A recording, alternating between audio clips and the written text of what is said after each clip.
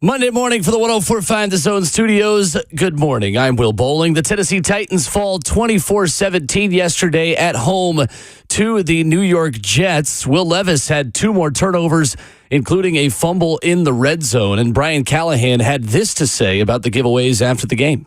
I've told him a million times at this point that you're one of 11. Just do your part, and that's all that really anybody's asking of you. And so some of that stuff you're trying to work out of him. He did slide today, in case anybody cared about that. But no, he's just got to do a better job, and it's on me to keep coaching him. I got to do a better job. Something's not quite making sense because we keep having it happen, and that's ultimately on me. Levis completed 19 of 28 passes, 192 yards. He was sacked 4 times.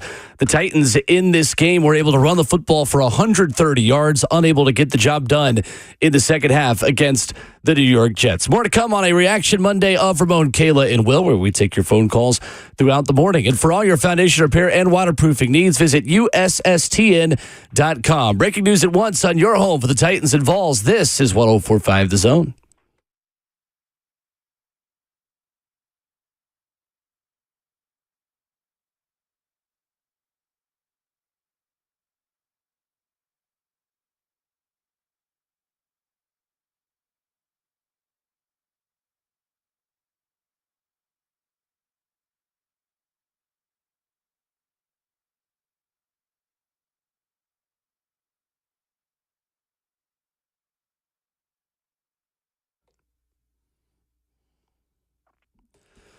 Monday morning on Ramon, Kayla, and Will starts right now. RKW on a similar Monday as last week. 24-17, the Titans fall to the New York Jets. There were Will Levis giveaways. There was good defense. There was a run game. Unfortunately, there was not a win. 615-737-1045 is how you join the discussion. Wide open, taking your phone calls. Our only guest this morning is you. Ramon Foster, Kayla Anderson, Will Bowling, Reed Smith is our producer. It is Monday, September the 16th, and the Tennessee Titans are 0-2. Good morning. Good morning. Morning. I just want y'all guys to know the billboards are working on 65 coming in. Are they? Yes, they are. The Titans billboards are. Titans billboards. Okay. So here's the thing behind it, though. I looked up at it, and it was Calvin Ridley up there. And I saw him. I thought about the loss. I said, dang, it's only week 2. Now, I don't know how that's supposed to be taken or what, but like me saying, dang, it's only week 2 is probably how a lot of people are feeling. Like, it could go up. But, dang, it's only week 2, and we don't have a whole lot of answers in front of us, y'all, except for what we've been shown, and that gives us 0-2. Yeah, it's definitely not the way that I think fans wanted this season or anybody would want their season to start off with. I think especially because you had so much excitement with this team in particular, just being able to reset, bring new personnel in. There was a new staff. There's a new head coach. And so I think a lot of the offseason was really positive. And so when you start the season 0-2, which you know there were going to be moments that there's going to be growth having to be had. Mm-hmm. And this is right now that moment, I think. And it does not make it okay by any means, but it is the reality of the situation where you've got a brand new offense, a brand new head coach, and personnel in it. And then to add to it, you've got a quarterback that's not learning from his mistakes. You couple that together, and that's a recipe for losses and probably upset fans, which I understand. And, of course, make you say, dang.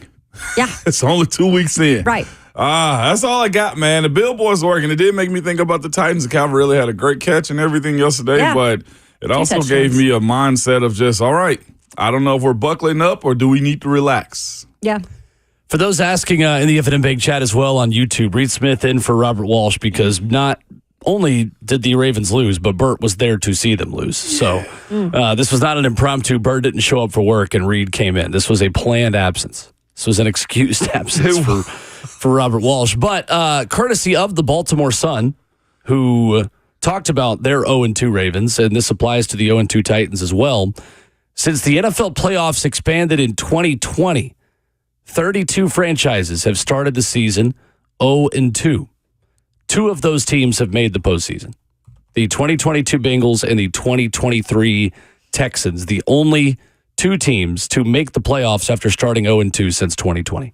5 of those 32 teams finished with winning records. So that's why a lot of the wind out of our sails has been taken. That's why it's not the brightest morning.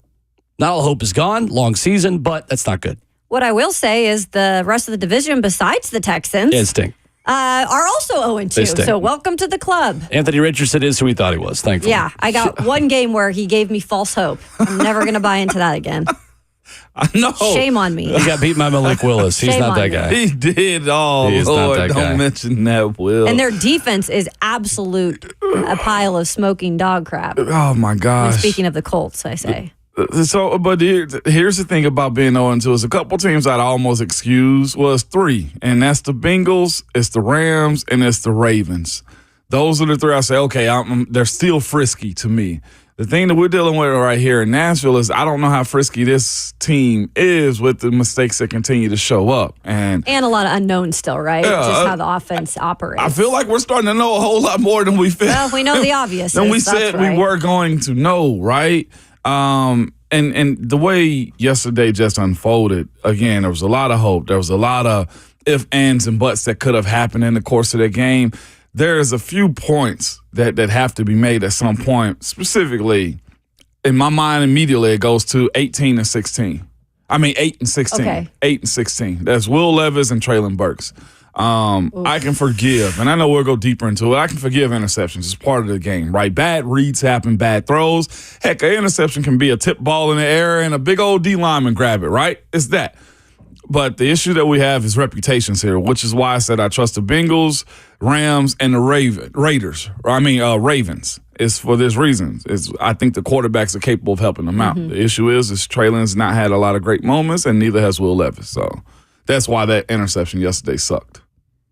615-737-1045 is our number. We are wide open. We'd love to hear from you on what you thought about yesterday's game, about the weekend from the Titans' perspective. 615-737-1045. Guys, through 2 weeks of the season, Will Levis is not only the most pressured quarterback in the National Football League, he has been pressured more often than he has been kept clean.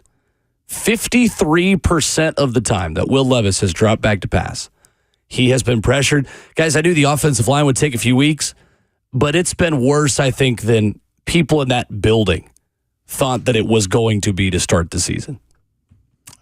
It's one of those situations where you want it not to be true, Will. Yeah, and you know they got to grow up, but seeing it actually happen, it takes, as you said earlier, it takes the air out of yourselves. When I hear Brian Callahan talk about this offense right now, I think he's surprised still with some of the regressions that they've made. Listen to his presser and tell me that this does not sound like a guy who sounds legitimately shocked at this point. And this is going to take some time. We knew the line would take weeks to gel, but right now there's not a lot on his play sheet that works for Will Levis and his offense. Will Levis continues making bad mistakes, and the offensive line can't protect him on 3rd and long. Yeah, and if the real problem was on that right side specifically yesterday too, with Nicholas Petit-Frere. I mean, that was just, they were having a heyday with NPF. What was it, 3 sacks allowed? Well, this stat is not great. That Nicholas Petit-Frere allowed 13 pressures in this game by himself. That is tied for the 5th most for an offensive lineman since 2018. Yeah, that's not a good stat. And that is according to Amazon Next Gen Stats and NFL Pro. 13 pressures. There are dudes that don't allow that over a month. Did you ever allow that? No. I don't think you're on this list of I didn't think most so. pressures allowed in a single game since 2018. Will McDonald came into this game with 3 career sacks. He leaves it with 6 career sacks. Second-year guy out of Iowa State who's played 16 games. I'm not trying to pile on. It's not personal. But, we got to call it like we see it. It was bad from NPF yesterday. Yeah. It was, really bad off the right side. And here's the other thing, too, is like having dynamic players. Like Quentin Williams had 3 tackles total, I think, yesterday, too. But his effectiveness on the game, if we go into it, because Ravens didn't have a good one. I thought Quentin Williams also got into Peter Skoronski also. I thought he got into Lloyd Cushenberry. Yeah. Again, he was dog friggin' tired at the end of the game, and he wreaked havoc, I thought, for the most part yesterday. Not going to make an excuse that, hey, this guy's supposed to do this, but it was, to your point, Will, a pressure fest yesterday. 13 in one game. And we saw it. And last weekend, there was a little bit of it, too. It was just, there was only one sack given up. But all in all, that's unacceptable. So there's a lot of blame that can be thrown on the offensive line as it pertains to that. But the main star in this show is the quarterback, too. And that's where a lot of folks are going to have a lot of issues. And he wasn't a star. 615-737-1045. We will talk about that quarterback, about Will Levis. Lots of you have thoughts on the phone lines at 615-737-1045. Give you our headlines from yesterday's game coming up next.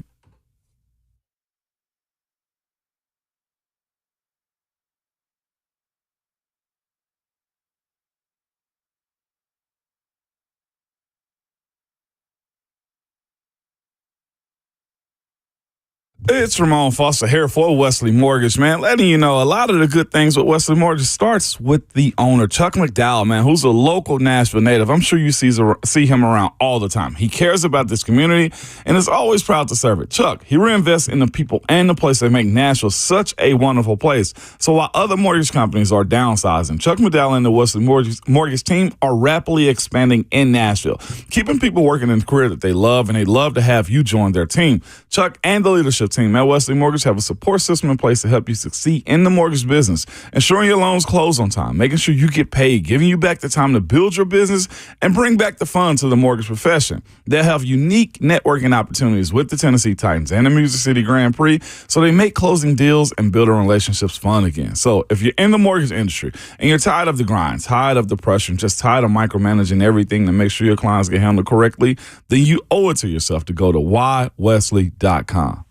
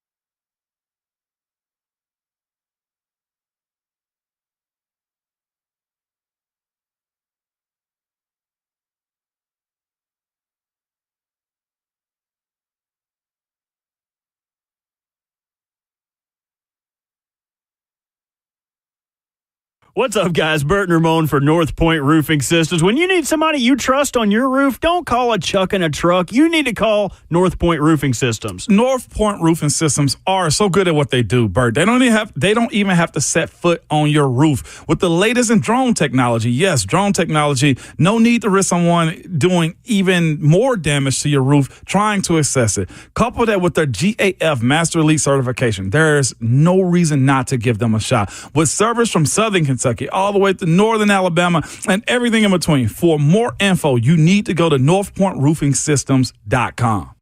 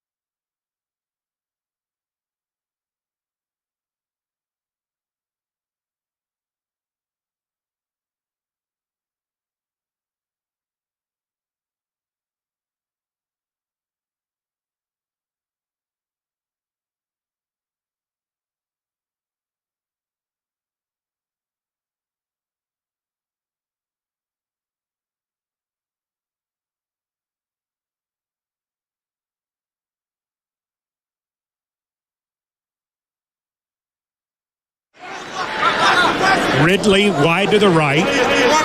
Hopkins and Boyd wide to the left.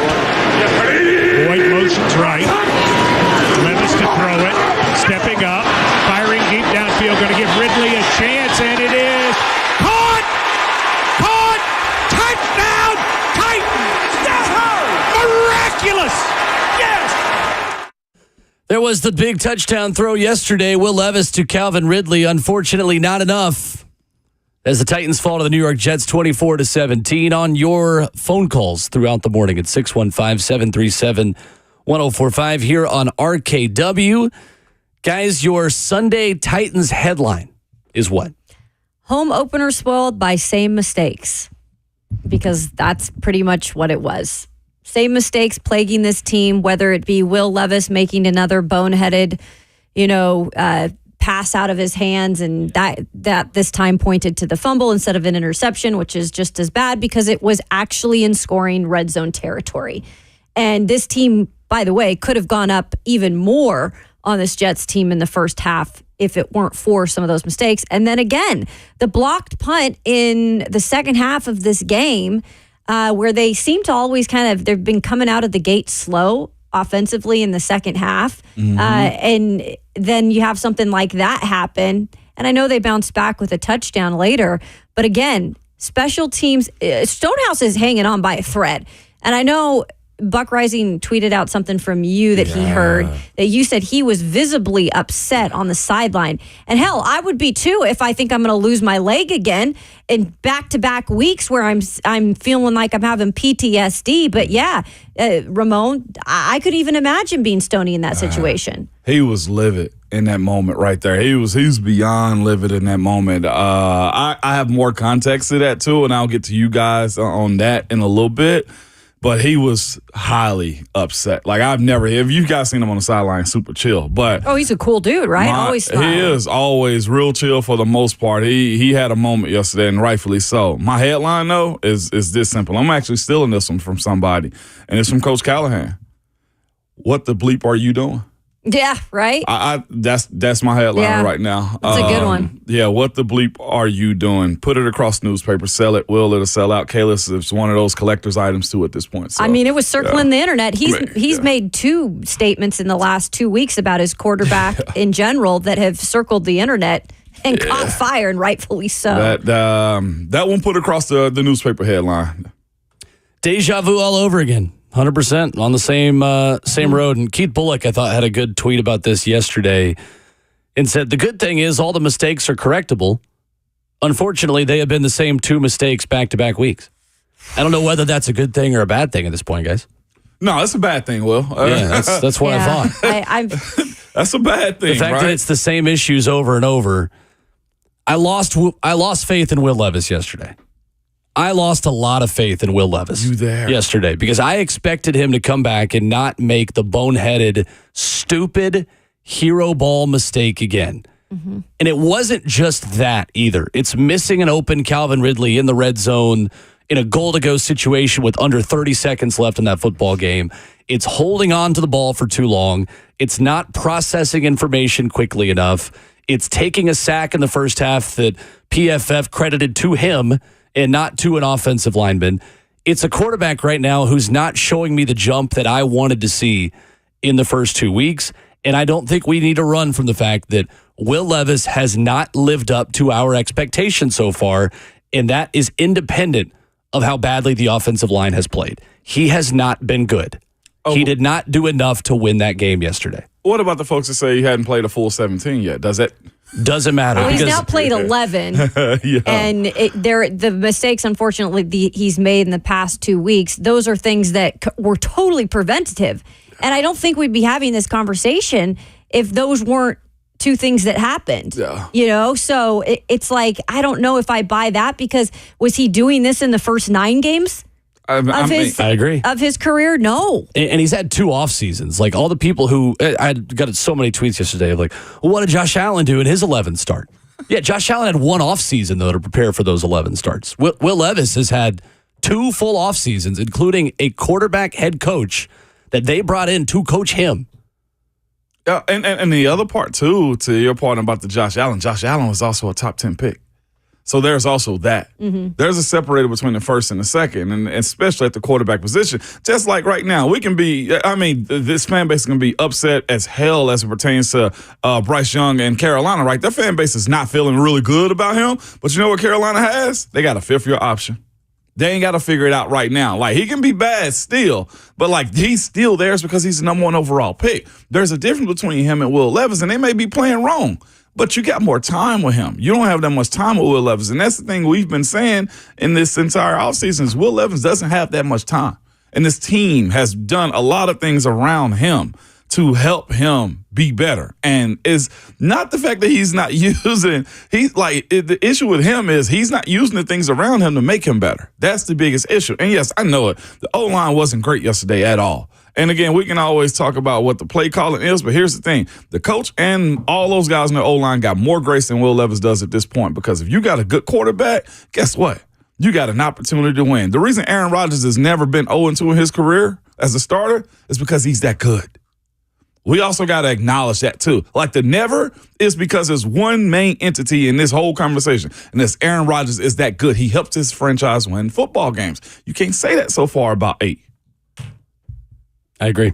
And it's not a matter of being totally out. I tweeted it yesterday. Will Levis can win trust back.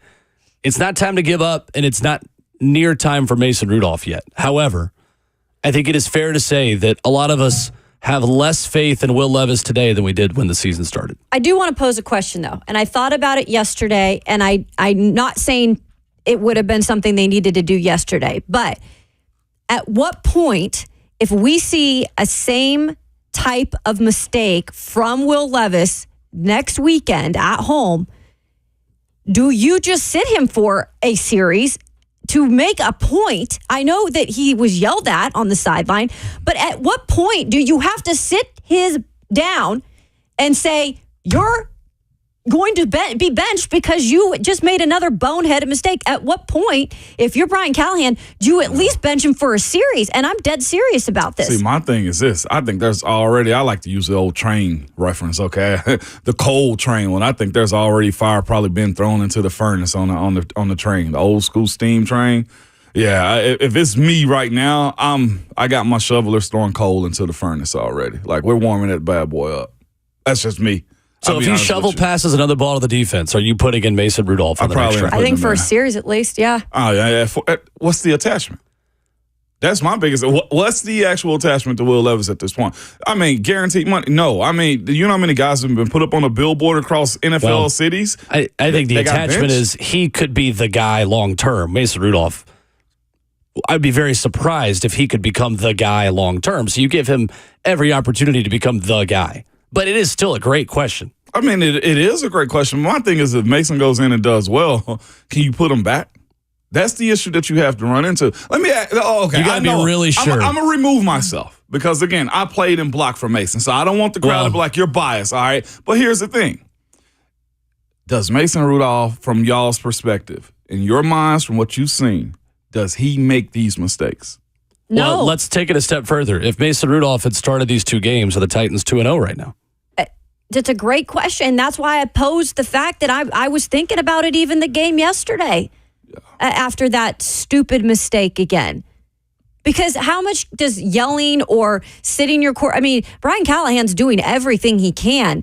And Will Levis is the one that's saying he needs to rewire his brain. Well, how long does that take to rewire your brain? Because I know my brain rewired at a young age. When I was making mistakes, it took a while. Yeah. And I don't know how fast that happens. Here was that audio yesterday. Will Levis talking post-game about the mistakes. It's got to be something that's more second nature to me, and I'm going to do everything I can to rewire my brain to make sure that when I'm in those situations, I'm not making those decisions. And I think throughout my career I've gotten a lot better of not forcing things, or at least forcing balls into windows, but that's a different kind of play. It's something that is not going to show up as much, but is obviously much more important because the ball is put in jeopardy and opportunity for the other team to get the ball. So I'm going to keep working to just be better for my team.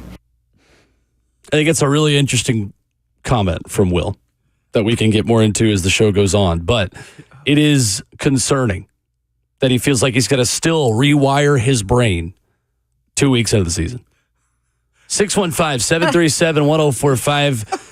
Tony in McMinnville leads us off this morning. What's up, Tony? Come on, Tony. What's going on, guys? I'm like the rest of the fan base. I'm very upset. I'm losing faith.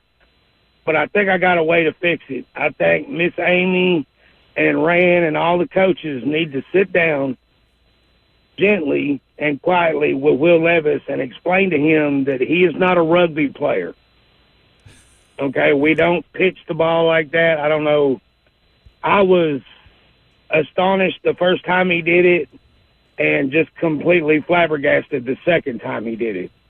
I don't understand it. I don't think Mason Rudolph is the answer, but Will needs to understand if he holds on to that ball in the first game, we probably win that game. If he holds on to the ball in the second one, we're going to get a touchdown. He changes the game. He's got to understand that hero ball is not where he needs to be. Thank you, Tony. Appreciate the call. I mean, I don't think they were going to get 7, but they at least get 3. And you're at least up 2 scores on Aaron Rodgers at that point in the game. It's that point. And you felt the shift after that, too. In the stadium. Yeah. You did. You knew this. And the Jets did go 3 and out on the next possession. But I do think it changed how confident Brian Callahan was in the plays that he called for that offense and for Will Levis, because Will had crashed the car. So they were not going to just give him the keys to the full offense again. And that's where the play calling conversation comes up. It's like, how much do you trust him to run your offense at this point? And that's I think that's a part of it. And we're wondering, people are tweeting at me during the game, where is the receivers? Where's Deandre Hopkins? Where are some of these guys? It's like Tony Pollard was at one point the leading wide receiver. Yeah. And it's like, I don't know if he trusts him to even go to some of these playmakers. If you go on Will's Twitter, he tweeted out a Dan Orlovsky tweet. Yeah, I saw that. And in that tight red zone, Calvin really was open. He was NFL open. He beat him to the break, and at that point, the ball got to be gone. So again, a lot of this is he's saying, Will Levis, he's got to rewire his brain. He's got to compute quicker. Like, he's got to be able to process the game a little bit faster than what he's doing right now. Commenter in the F&M Bank chat on YouTube says, Levis is fine. Chill. The Titans are rebuilding. This fan base needs to lower expectations and be patient. The wins will come. I can tell you that in that building, they do not feel like they are totally rebuilding. Nope. Nobody in the locker room, people in the front office. I think expectations are realistic that they're going to need 2 player acquisition cycles to get this team back to a contender in the division. But this team internally has had expectations of competing now. Yeah, when you spend that much money in free agency, absolutely, that's not your rebuilding. Let's not be revisionist history about the expectations of this team now. And to be clear, too, if we were all to take a poll and say, did this roster get better this offseason? I feel like about 75% of people say. 100%. Yeah, okay, for sure. That's what I was wondering, more than anything. Yep. So if the Jimmys and Joes are a little bit better than he had last year, there should be results in it, right? That's the issue that we're running into. All right, we got 2 Erics in Nashville on the line. We'll go to the Eric who called in right when the show started. What's up, Eric? What's up, Eric? Good morning, friends. Hold on. Before I get started, that comment about Will Levis is fine, shut up. 4 turnovers in 2 games. That's not fine. Let's get that out of the way. And don't tell me to lower my expectations. I expected this team to possibly make a wild card run, not a Super Bowl run. So, and the pieces are better. But to Will Levis, I am more convinced now that his parents conceived him in a flower bed because he's a blooming idiot. How do you roll the ball twice in back-to-back weeks? I mean, seriously. I got to rewire my brain. Well, how many years did he spend peeing on a toilet seat before somebody told him to lift it up? Good God. And look, I've never played quarterback. I've never been a real athlete. I get that, but good Lord, dude. It's simple. And I'm not out on the team. I think this team is still potentially really good. But he tries to make the superhero plays too often. If you watch Mahomes or Burrow, they play boring football. I mean, they just hit the open man, go on. Yeah. That's all you need to do. But hopefully they'll get it figured out, but it will be the most Titans things ever for Malik Willis to come in here and prove the Titans wrong. They traded the wrong quarterback. Thank you. Come on, That's already started. It started the minute after they lost this game. Don't you do this, Eric. No. Yeah, full credit to Malik Willis. Played well enough to win 12 of 14 for the Packers, but know what he did? He just protected the ball. Didn't give the ball away. He did not get a ball away. What a crazy concept. What? No way, Will. If you don't give the ball away voluntarily, oh my goodness. Well, we're here, and Eric has a great point. And I've always said this: the young athletes and people I've talked to, when it's boring, it's good. Like we joke about Patrick Mahomes throwing it to Kelsey all the time. Why? Like for Aaron Rodgers yesterday, it was pretty boring. It was pretty boring. It was very boring. Was it not? Who you had him on the ropes? You had him on the ropes. Like there was nothing that he could do. That sack he from didn't Harold. look spectacular. I mean, but he can flick it though. Yeah. I tell you what, he can throw it. He missed about 2 throws in that game. Yeah. But like in general, you had him on the ropes, and then lo and behold, like you allowed him more opportunities on the field. That's the issue that you ran into yesterday. You allowed him more opportunities on the field, and people are questioning Coach Callahan's play calling again. How much can you trust Levis to go down the middle when Calvin's breaking to be open and he's not giving it to him, right? Like, I'm with you, Will. Earlier, you said his timing is off. Like, rewire your brain. I don't know if that's a possible thing during the middle part of the season. That's what the offseason's for. Let's get one more caller in, 615-737-1045, and let's go to Jordan in Clarksville. What's up, Jordan? Yes, sir. I've been watching the past couple of weeks, and it's like with the play calling, I don't know if it's the route concepts and them not trusting Levis or what, but it's like with the receivers, it seemed like the only one that's proven that he can get separation on these corners is Calvin Ridley. Like the 2 deep balls that we blew, Calvin Ridley was the person. The touchdown that was caught, Calvin Ridley, did what he did to catch it. Then who got open in the end zone? Calvin Ridley. It's like Levis has been making his mistakes that's been costing the game, but I will say it's like one thing that it seems like when he does drop back, besides the timing with the line, it seems like he ain't got nobody to throw to and nobody's getting open, and it's taking a long time for him to get the ball out upon also probably not having no under route concepts as well. Yeah. That's a fair take.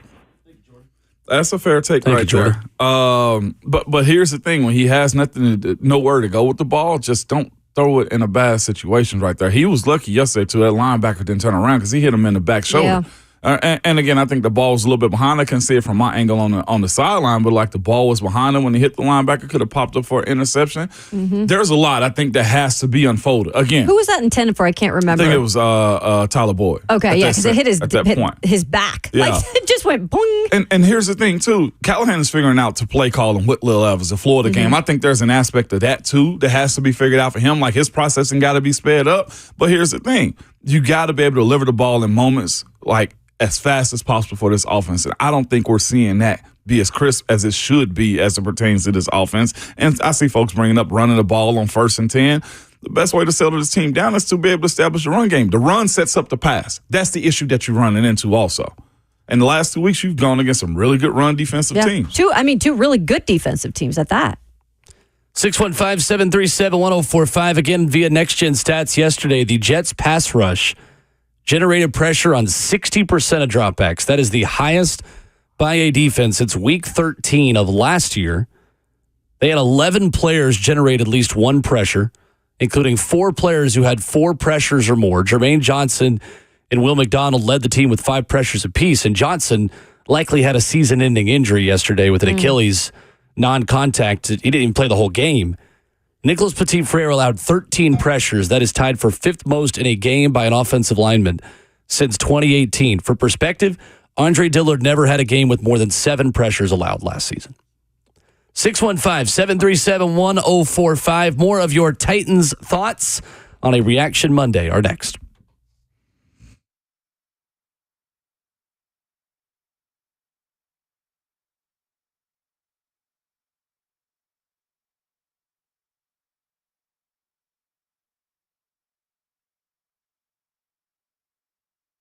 Something awesome is happening at Genesis Diamonds this Friday through Sunday. You've been hearing all about this, okay? It's big. It's a 3-day designer engagement ring event showcasing the world's top 2 brands in bridal jewelry, Tacori and Verragio. Tacori from California, Verragio from New York, both here with their entire lines, including all new rings for this special event. You can explore hundreds of exquisite American-made designer rings. Plus, Genesis will have special incentives like 0-interest financing up to $5,000 off in instant savings. In addition, Genesis has an expanded selection of GIA-certified diamonds for this 3-day event. All shapes, all sizes, rock-bottom prices.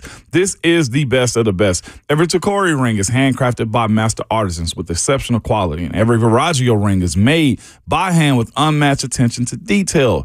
These are brands other jewelers only wish they could offer, but at Genesis, they have the entire Tacori and Verragio collection, and they'll all be on display this weekend. So don't miss this bridal jewelry event of the year. It's Friday, Saturday, and Sunday at Genesis Diamonds. They're located in Green Hills and Cool Springs.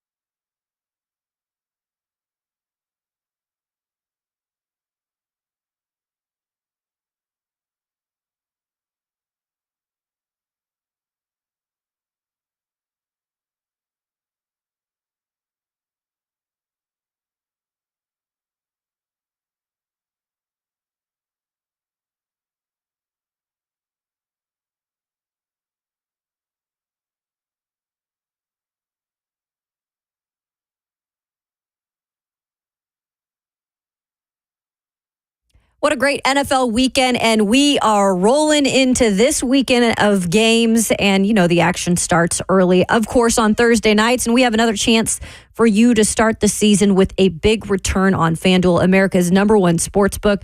You'll get started with $200 in bonus bets, and that is guaranteed when you place your first $5 bet on tonight's game, because that's right, before Thursday, we have Monday Night Football. So you can make a single game prop for Monday Night Football as the Falcons take on the Eagles. How about a Saquon Barkley over in rushing yards, Kyle Pitts anytime touchdown, or yes, the former Tennessee Titan A.J. Brown over in receiving yards?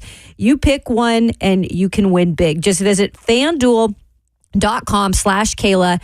That's FanDuel.com/Kayla to make every moment more this season. And remember, must be 21 years and older and present in Tennessee to bet. First online real money wager only. $5 first deposit required. Bonus issued as non-withdrawable bonus bets, which expire 7 days after receipt. Restrictions apply. See terms at sportsbook.fanduel.com. Gambling problem? Call the Tennessee Red Line at 1-800-889-9789.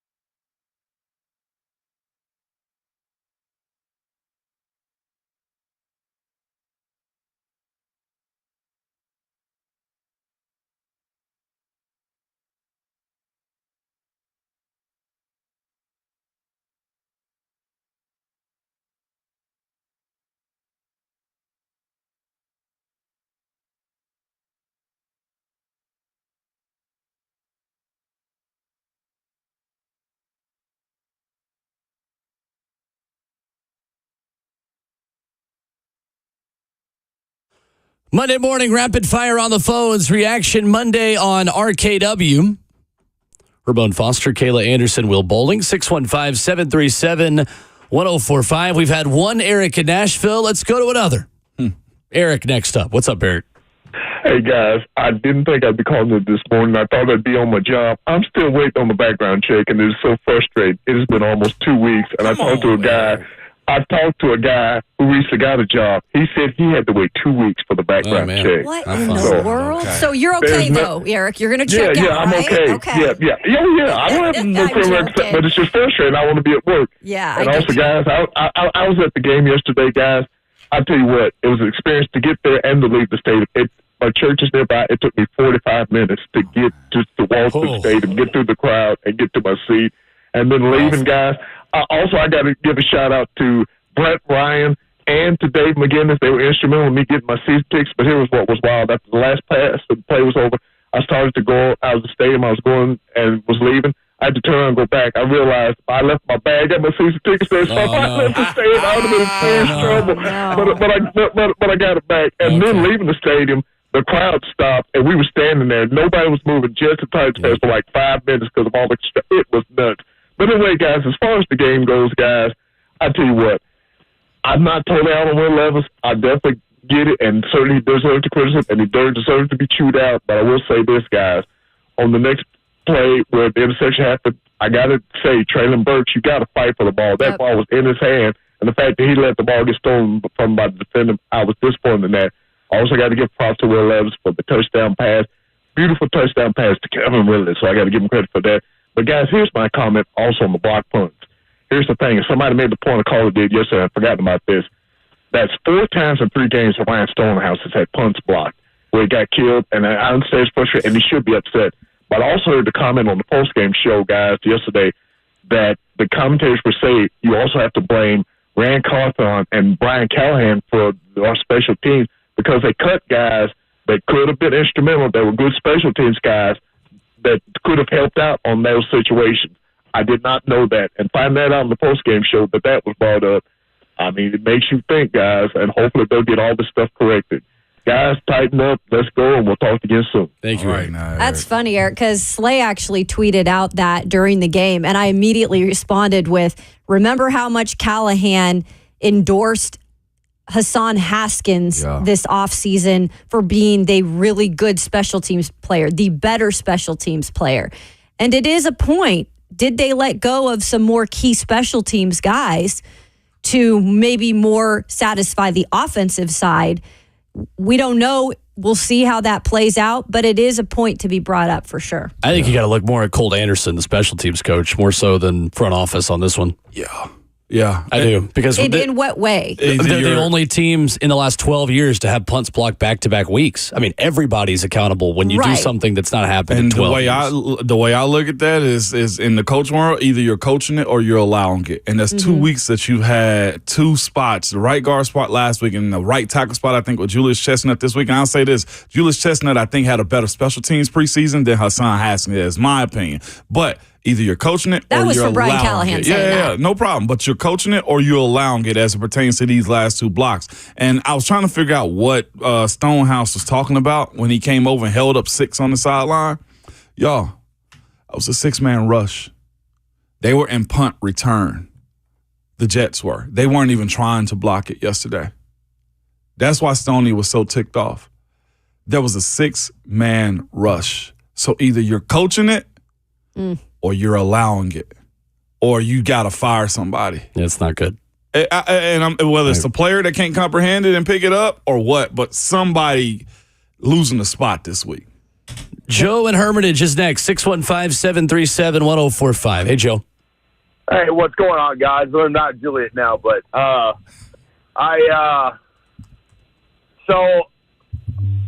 okay, here's my question. I'm going to be honest with you. I don't even remember what my question was. All right. I've been doing it so much since I've been waiting to get on the phone. And I totally lost my train of thought. That's all right. Go on, Take a deep find breath. the thought real quick then. You got about 5 seconds. 5, 4. Okay, Malik Willis had a really good game yesterday, right? Yes. So my question is that a problem of the Titans not being good enough at coaching quarterbacks, or is that Green Bay being really, really good at coaching quarterbacks? I'll leave it with that. Thank you, Joe. I don't think it's either. I mean, Malik Willis had games like that here, too. He went to Kansas City and almost beat the Chiefs in primetime. That's person to person, I feel like, more than anything. Malik said, I appreciate y'all supporting me. Yeah. Like, Malik understood all he had to do was just put the car and drive. That's it. And I think I do want to give Matt LaFleur. I do think Matt LaFleur 100%. is a really solid offensive-minded coach. And I think it's been known that they can help quarterbacks up there. Now, in that short amount of time, I don't know how much they've helped Malik Willis, but they certainly prepared him for doing things the right way. Like you said, not giving away the game, and he didn't. So I guess you give him a little credit for that. But I think that's yet to be seen on what he actually is. And I mean, by far his best completion percentage of the game, right? 12 of 14. Was not asked to do very much. 122 yards, touchdown. I think Titans fans are overreacting just a bit to that. We got a long. He's got a great coach and a good team around him, but man, it is going to be hot. Some of the takes on Malik Willis versus Will Levis this weekend. We're here for all of them. So we think for sure he's playing. Like, we don't think Jordan Love. Oh, I have no idea. They said 4 weeks. Because they kind of tinkered with it this week, trying to play people of, he could possibly play, but. Nah, I think they got 4 weeks of Malik right now. I think you're going to see backup quarterbacks the next 2 weeks. I think it's wild. Malik Willis and Skylar Thompson the next 2 games. There's opportunity here. I mean, for all the negativity and for all the realism we're going to have today, you probably should win the next 2 games. Does that give you, though, a ton of confidence if you even do win those with backup quarterbacks? I thought they should have won these first 2. I'm just focused on getting them. I don't know. Honestly. More of your phone calls coming up next at 615-737-1045. We asked a Twitter question last night, and your answers don't necessarily surprise me. However, you are sending a very clear message, Titans fan base. We'll dive into that next.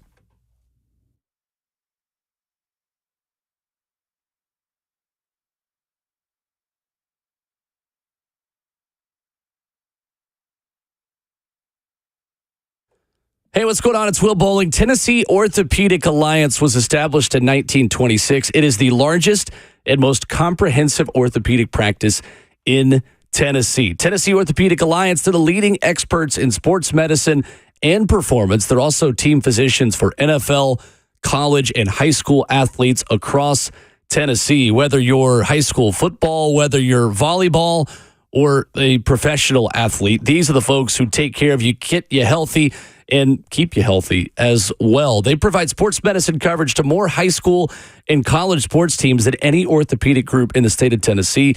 If you started your year, if you're banged up a little bit, whether that's intramurals or whether that's as a high school athlete, TOA.com, TOA.com. That is where you go to check these guys out. 29 locations throughout Tennessee. They're everywhere. Over 100 orthopedic physicians throughout Middle and East Tennessee to take care of all your musculoskeletal needs. That's Tennessee Orthopedic Alliance, online at TOA.com. That's TOA.com.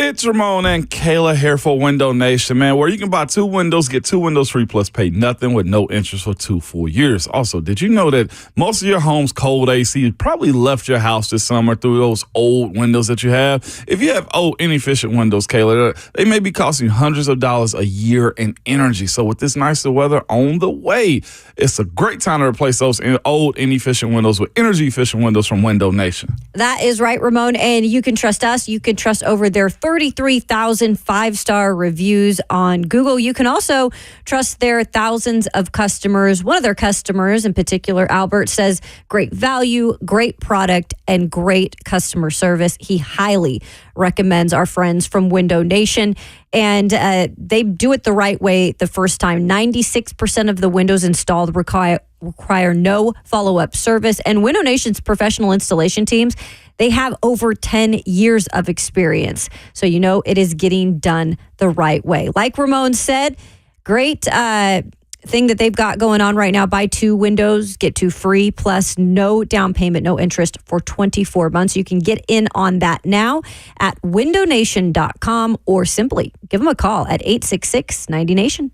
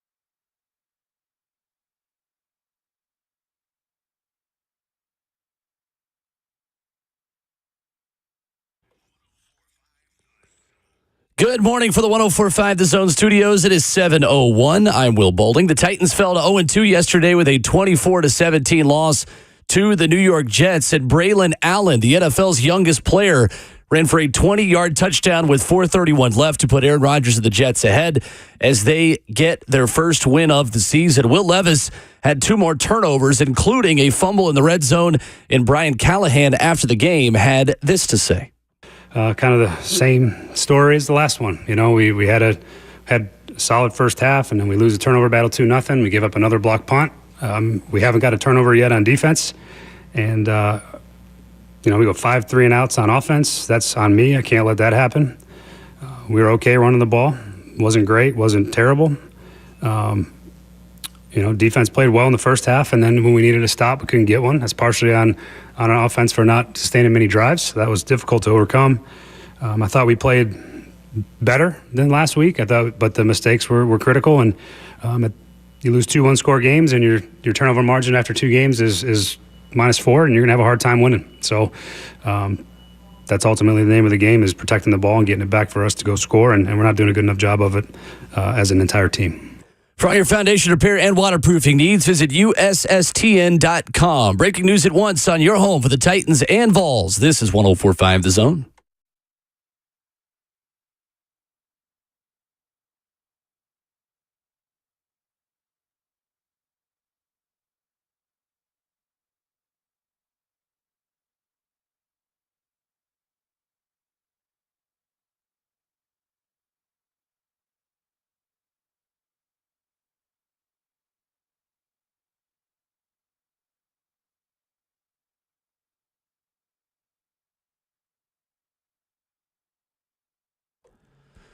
Monday morning and a Reaction Monday on RKW. Ramon, Kayla, and Will reacting to an 0-2 Titans start to the season. Ramon Foster, Kayla Anderson, Will Boulding, 615-737-1045. Load up the phone lines and let us hear it. On Will Levis, on the Titans offense, on a Titans team that is still without a win. Full crew here, streaming live at 104.5 The Zone TV. Facebook Live, YouTube, Twitter, or Twitch. And on Twitter, at Ramon, Kayla, Will. We asked last night, what concerns you the most about this Titans team? Will Levis, offensive line, special teams, and coaching. Many of you have asked, well, why can't we vote for multiple? Well, that's because we asked you for what concerns you the most, not what just concerns you. We know there are many concerns. 68% of you say Will Levis. 15% say special teams. 13% say offensive line. 5% of you say coaching. Will Levis it's target number 1 on this one, I feel like, too. But all of them have played parts in this. The thing is, there's more grace given for the coaches because, hey, he's new at it, first time doing it. Offensive line, hey, they're young, they'll grow up. We think, we hope, we pray. But it comes down to mostly Will Levis in these points right here, especially when you had that Jets defense backing up against the wall and they found themselves out. The worst thing Aaron Rodgers needed yesterday was more time on the field, and he got it because our offense couldn't make plays yesterday. Drives, yeah, you're exactly right. And at some point, while overall the defense has played really well in the last 2 games, they got tired in the end because you're exactly right. When you're not able to sustain drives as an offense, you're putting that defense back out there, and at some point they're going to start to wear down. And so much so, guys, that in one of the drives towards the end of the game, they actually took Harold Landry, Jeffrey Simmons, and Tavondre Sweat out for I think, 3 or 4 but plays? That's the thing about depth. You got to be able to have guys to give them a break. I know, they have right? To. Yeah, 100%. And it was so much. It was so different that we hadn't seen because they were so tired at that point. We were like, okay, that was actually just a thing. They were trying to rest them. And that was to start the series. I heard Mike Keefe on the last run touchdown say, and Arden Key's out of the game. Ali Gay's checked into the game. You know what they did on that play? Ran right at Ali Gay. Right at Ali Gay. And Amani Hooker did not take a great angle on that Braylon Allen touchdown run. No, either. he didn't. Youngest player in the NFL. Yep. Yeah, buddy. 615-737-1045. Let's go to Steve in Nashville first up. What's up, Steve? Hey, not much. How you guys doing? Great. Good morning. Hey, so I was noticing, I've been listening, we're all acting like a bunch of Karens on Facebook talking about Olive Garden messed up my lasagna and put too much ricotta in it. Will Levis, is he great? No. Am I concerned? Yes. But can we also agree that maybe he did have some good plays? Unless I was drunk watching football, I'm pretty sure he escaped out of a couple of possible sacks and maybe ran for quite a few yards a couple of times. That's fair. Yeah, a couple of them. On my own? No, he had some good plays. Yeah, you're not better. wrong. You're not wrong, Steve. He had good plays. I think the problem that Will Levis is finding himself with when he even makes good plays is they're so overshadowed by the boneheaded ones that's what people remember, right? And that's what's losing games. But yes, you're right. That's my point, is that we're remembering everything that he's doing wrong, and we're all ready to get rid of him. Let's move on. You know what? He is new. Let's give him a little bit of a chance. Let's give Callahan a chance to maybe coach him and let him rewire his brain. I agree with you, Ramon. It should have already been rewired at this point. But nothing we can do about it now except hope and pray. Yeah. Well, that's not true, though. There's always something you can do about it. The guy, those 2 points don't work at the same time, right? Oh, he's a new quarterback. Give him time. But there's nothing we can do about it now. You've got to somehow teach him to make better decisions. I also think, guys, Thank you for the call, Steve. Yeah, thanks for that call, Steve. Maybe we ask him this week. It is something that is weird, though. Like, is it something different he came into this season with that's in his head that's causing him to, like you said, wire his brain different? Because he didn't make these weird, mistakes last year, and he was a rookie. Like in big time moments. So I'm like, did he go backwards? Is he putting too much pressure on himself in these moments? It's a very weird thing, but it is psychological. I think we can all just admit that, right? Tough moments, you go back to what you're used to. It's just point blank, period. And Steve, my thing is about his good moments. Yeah. The way I said this, and I'll be as clean as I possibly can before. I know we got a lot of calls right now to take, but it's this as it pertains to Will Levis's good, right? It's just like somebody, and I've used this time and time again. If somebody is like a serial thief that you invite to your house, and you know that, look, I had $20 on the counter, where's the $20 at? And I don't want to blame this person, but I feel like this person's always doing it. It's just like somebody that they hit you and they say, man, I'm sorry. I didn't mean that. And then you have some good days. And then they hit you again. It's like, oh, my gosh. What are we doing here? Like, that's what it is with him. It's like every good moment we have, you bring me back to square one to where you throw the ball backwards.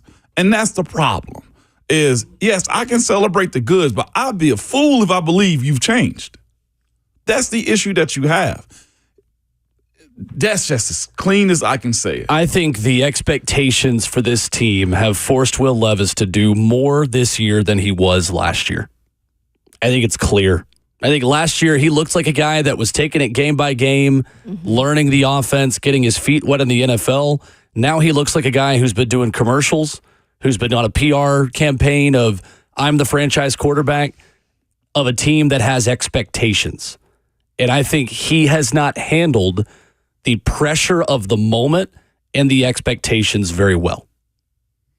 That's what I think is going on. And why do we continue to bring this up about him specifically? Because in today's NFL, he's a quarterback. It's the quarterback. It ain't no other way around. I mean, the roster is better, but this team is still 0-2 because largely their quarterback has made some pretty critical errors.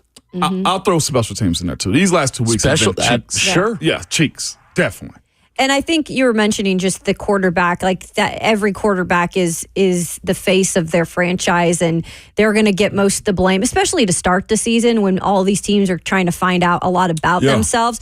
And we even saw it with Caleb Williams last night. I still think people expected him to come out of the gates just being Caleb Williams, the savior of the franchise. That's not so true right away. Like, it's going to take time. But that's the thing. You kind of reset here with Will Levis, and it's like now he knows he's the starter. Now he knows it's on him. And I just think he's in his head, and I don't know how to shake that. I really don't. Let's go to Michael in Lynchburg next. 615-737-1045. What's up, Michael? Morning, guys. Morning. First thing, Kayla, congrats to your Cougs. Thank And you. that game should be played on rivalry week, not week 3. That's sad. I know, right? It's a joke. But I just want to mention, there was a couple things that I saw, speaking of the Will Levis thing, like the third down play to Tyler Boyd.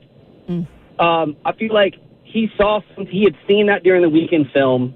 He saw, I believe, the inside linebacker dropping back, which means he's covering the middle, so you've got, 3 deep, and he knows that zone, and he's coming open there.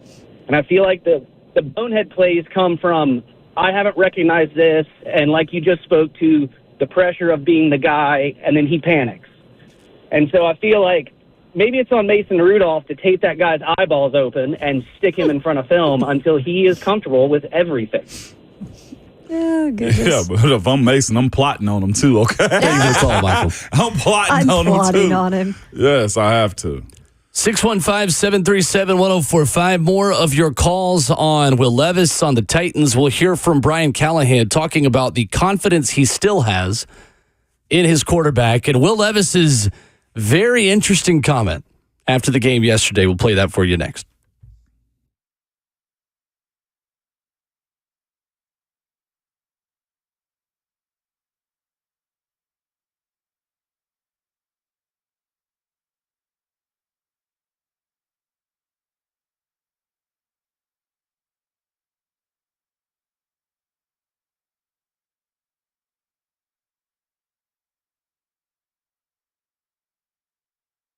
What's up? It's Will Bowling. Is your water heater not heating? Maybe your sink is leaking. The drain is clogged. You got all these issues going on around the house. You're thinking, yeah, I put that on a to-do list, and then I put the to-do list away. Well, available 24/7, 365.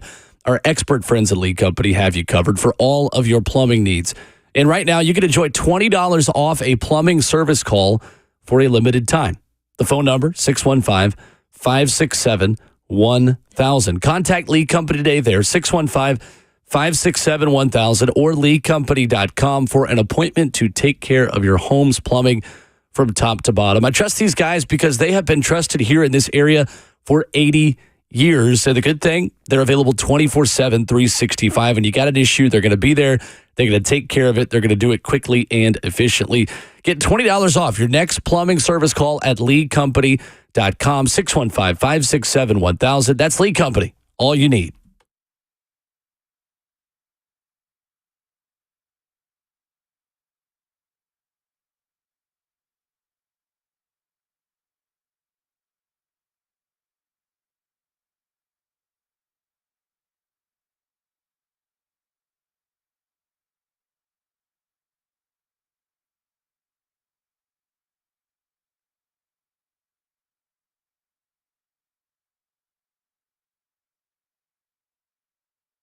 It's Ramon Foster for United Structural Systems. They are a foundation repair and waterproofing company that has served Middle Tennessee since 1994. Not just Middle Tennessee, the surrounding areas too. They have more than 25,000 satisfied residential customers. So when it's hot and there's dry weather outside, do you notice soil cracking or pulling away from your homes, leaving holes or gaps next to the foundation? Are your bricks cracking, walls bowing, doors or windows sticking? These are all signs of possible foundation issues. Your house may be trying to tell you something, so listen to it. And on the waterproofing side, all right, up to 50% of the air you breathe on the first floor of your home is the air that comes from your crawl space. So control that moisture and create a healthier home for your family by encapsulating the crawl space. All right, mineral repairs that USS does, they are guaranteed for the lifetime of your home. They've been here since 1994. They aren't going anywhere. It's not like a pop-up company that shows up in town and you have no guarantees because they won't last. All right, it's that simple. We guarantee our best. Call USS at 615-488-7855 or online at USSTN.com.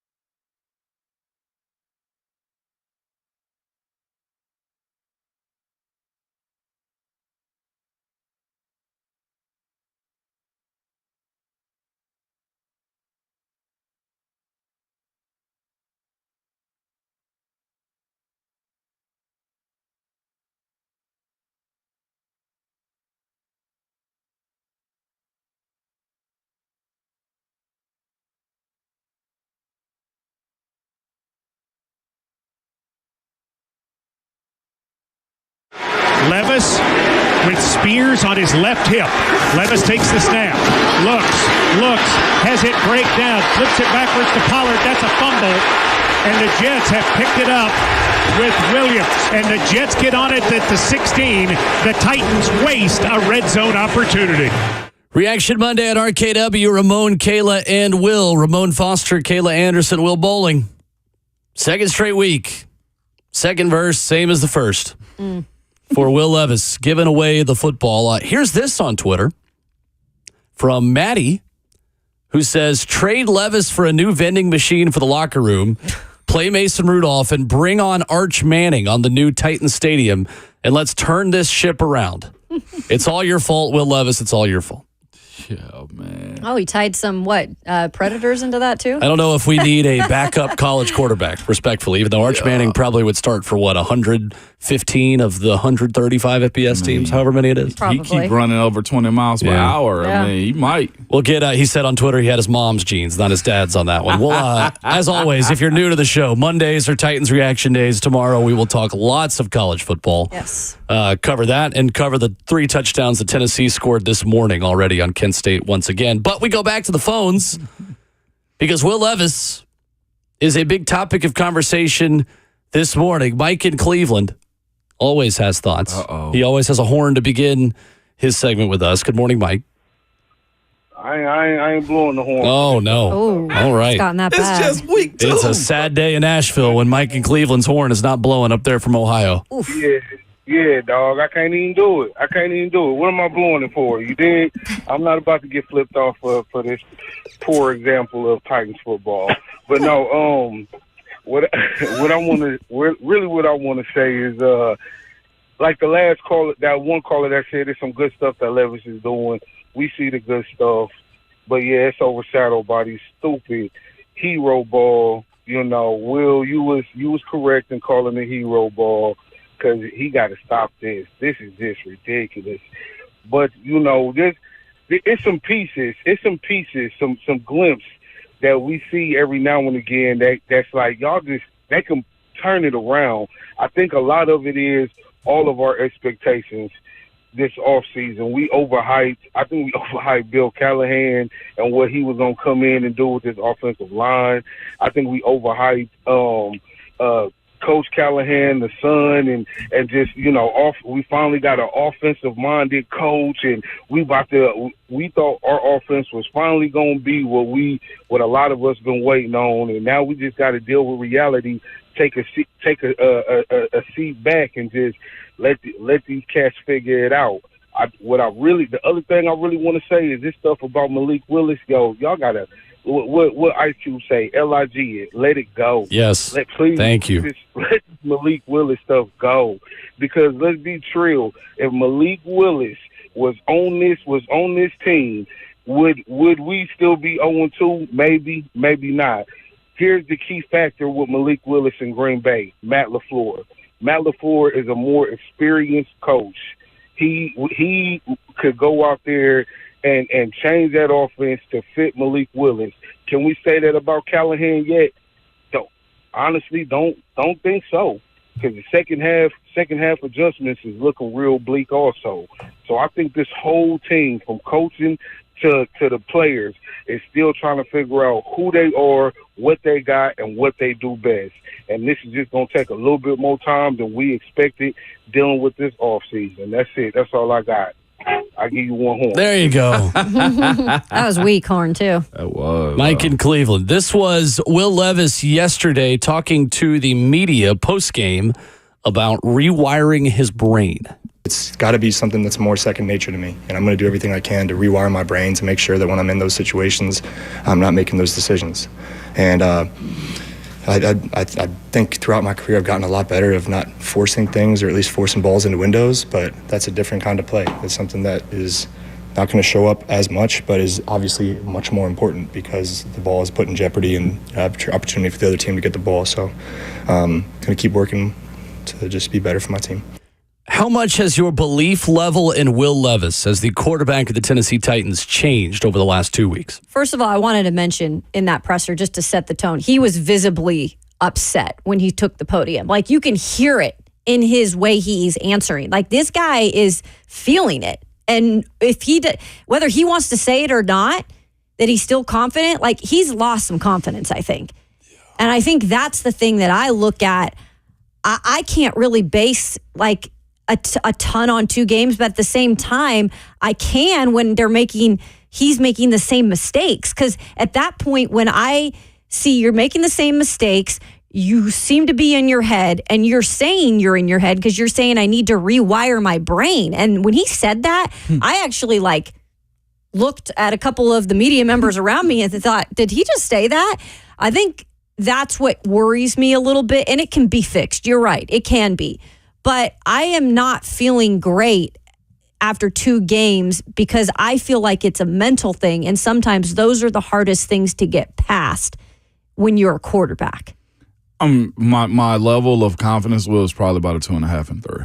That's just probably where I am right now with what I've seen. And also because history has told us this in recent quarterback draftings and handing them the keys to the franchise. Unless Mac Jones, Daniel Jones, Trey Lance, and Zach Wilson. It's the reasons why I don't have a whole lot of confidence. And I'll just leave it right there. We've hoped and wished for a lot of these dudes to be the guys, and we've heard them make the same. Daniel Jones has made it, right? Mac Jones has made the same just statements in a sense in today's world of NFL quarterback, and they've yet to find the answers to it. So I'm about 2.5 to 3. Out of 10? Out of 10. Yeah. Let's go next to Mark in the Boroughs, 615-737-1045. What's up, Mark? RK Dub is what's up. How we doing? What's up, Mark? Good morning. Hey, y'all, morning. Look, Will Levis, he ain't got it, man. He don't have the tick in his head to be a quarterback. He's a running back.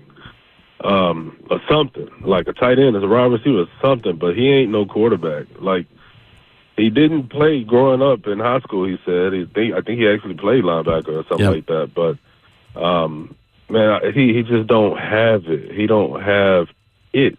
And then when you get it coached out of you multiple times to not make a dumb decision, you still make the dumb decision. I don't think Coach Callahan trusts him at all. I think he's building the case against Levis, man, like to where he's like, look, I've tried all I could do, but you are making this hard for us, the whole team, to ride with you. And it's almost like, and I know he said something like it's an execution thing, and of course some of the plays that he's calling, you got to call those certain plays because Will Levis can't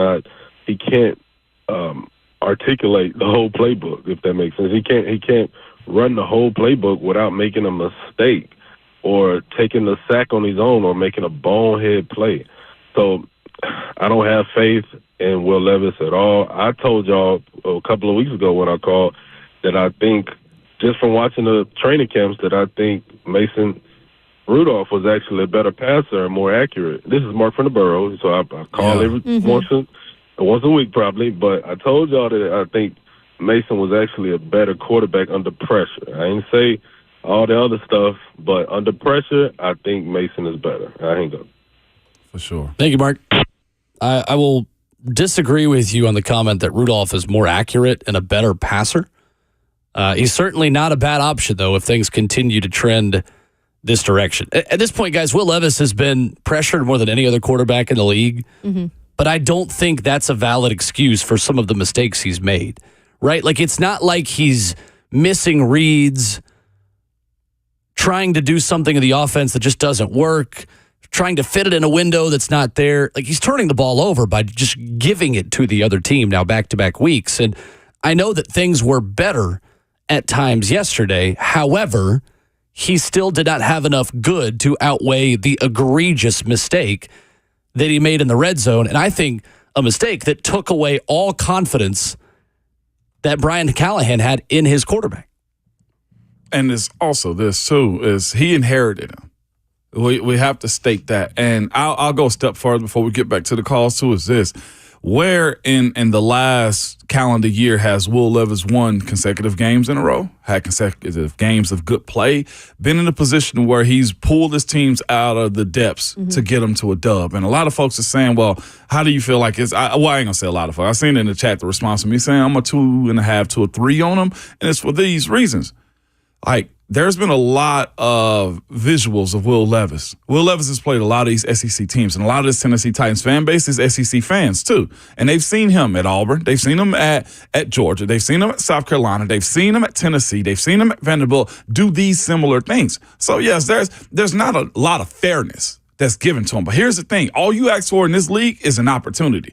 There's a lot of guys that go undrafted or have bad reputations that find themselves out of it. Baker Mayfield, and I know it's years later, but he's finding himself out of it. This is a second chance league at all times, and I feel like this is one of the second chance moments that Will Levis has been given. And right now, you're doing the exact same thing that we ask you not to do in these moments. Again, we've seen him throw across his body in Jacksonville last year for a pick, right? We've seen these things happen. We saw this same stuff happen in college. And there's not a lot of grace given. Like, screw fairness. All in the NFL that you need is a shot. There's nothing fair about it. There's nothing fair about it. Like, and everybody's treated equal to an extent, but it ain't ever fair. And that's where, look at the history of it. Does he have an opportunity? Mason Rudolph is a guy that now is getting an opportunity, right? Last year. Led the Steelers to the playoffs last year, late in the season. And he is a veteran. Will Levis is not a veteran in this game. But you got to be able to be around long enough. And I don't know if Levis at this point with this new coaching staff that at some point might need a mulligan. It ain't fair to Levis, but I don't know if he's going to be around long enough to actually see it turn around here. Sam Darnold's turning it around at his third or fourth stop. Well, it's still early, too. But what I'm saying is this. He's 2-0. Sure. And at this point, what my point is, he's around long enough. He's a guy. He's a guy now. Well, I mean, Gardner Minshew's a starter, and he's a Ravens. But it's the same point. He's around long enough. And he's in different cities growing. Will Levis here? I don't know. If Mason Rudolph had started the first two games, what's the Titans' record right now? I almost think it's 1-1. At least because the defense has been playing well enough for you to win those games if you protect the football.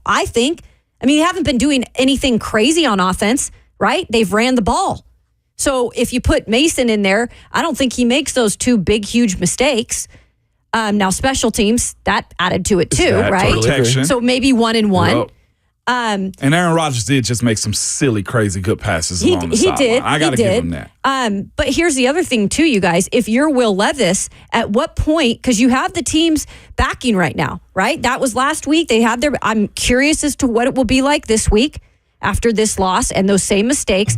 But at some point, you can't go too far down the road making the same mistakes and expect your locker room to keep backing a quarterback that's making those boneheaded mistakes and that's losing games for your team. You can't. Here is Brian Callahan yesterday speaking with the media post-game about his quarterback. I've told him a million times at this point that you're one of 11. Just do your part, and that's all that really anybody's asking of you. And so some of that stuff you're trying to work out of him. He did slide today, in case anybody cared about that. But no, he's just got to do a better job, and it's on me to keep coaching him. I got to do a better job. Something's not quite making sense because we keep having it happen, and that's ultimately on me. So are these mistakes fixable for Will Levis? They should be, but they're not. Listen to Coach right there. I don't think they are. I don't think the hero ball mistakes are going to change. I think it's who he is. He sounds like a disappointed dad. I've told you to stop. It's just going to have to get to the point where he can do good enough things to outweigh the really bad. Exactly. And he's not good enough yet. Or get to a point where the really bad mistakes aren't as bad. Sure. But I think there's always going to be just wild things where you look and say, what in the world are you doing? Mm-hmm. It's who he is. Yeah. And I love how he put in that remark about the slide. And look, he did slide, but it wasn't a great slide as a either. Joke, though. That's what I'm saying. If he has to do that, then what does that say about how much he doesn't trust Will Levis to change? Frank on Twitter says, Titans fans need to chill. Levis played much better in week 1. Yes, he made a horrendous mistake, but if you watch the whole game, he made some absolute darts to Pollard, Ridley, and others throughout the game. Yeah, if you go, though, to the Ramon Kayla Will Twitter, at Ramon Kayla Will, he also missed a wide-open Calvin Ridley at the end zone on a first and goal from the 8 that would have tied the ball game. Yeah. He did. He missed him. And that's what I saw in the stadium. And I'll go back and watch the tape today. And again, I never played the NFL. I'm generally not that smart of a person when it comes to football, but I am a Titans fan that's watched a lot of this team, and I think he is hesitant. I think he's not confident in the system yet, which is going to take some time. But for right now, I think it's more than just the turnovers, guys. I think he's holding on to the ball too long and not processing information quickly enough. For all parties available right now, Kayla, Will, and Reed, I'm going to ask a simple question real quick. I just need a yes or no. If the season ended right now and you're picking in the top 5, are you taking a quarterback? Yeah. Absolutely. I wouldn't, but I also think this next quarterback draft is not good. Okay. I agree with that, too. 2 out of 3. We always say that, though. 2 out of 3. 2 out of 3 said that. That's the issue. This is 2 games in, so that's the sample size we have, I know, right? But that's the answer after what 2 you've games seen in. so far. Yeah. Because you can't keep making, if you're making those mistakes and you haven't shown me at all you can fix those, I can't keep putting my team out there with a quarterback who's going to give the ball away to the other team. I mean, maybe they played Rocky Top before the game yesterday because they're tanking for Nico Iamaleava. Go to the ball. I'm kidding. I did say, I see someone say that today. Joshua in McMinnville, 615-737-1045. What's up, Joshua? Hey, good morning, everybody. Morning.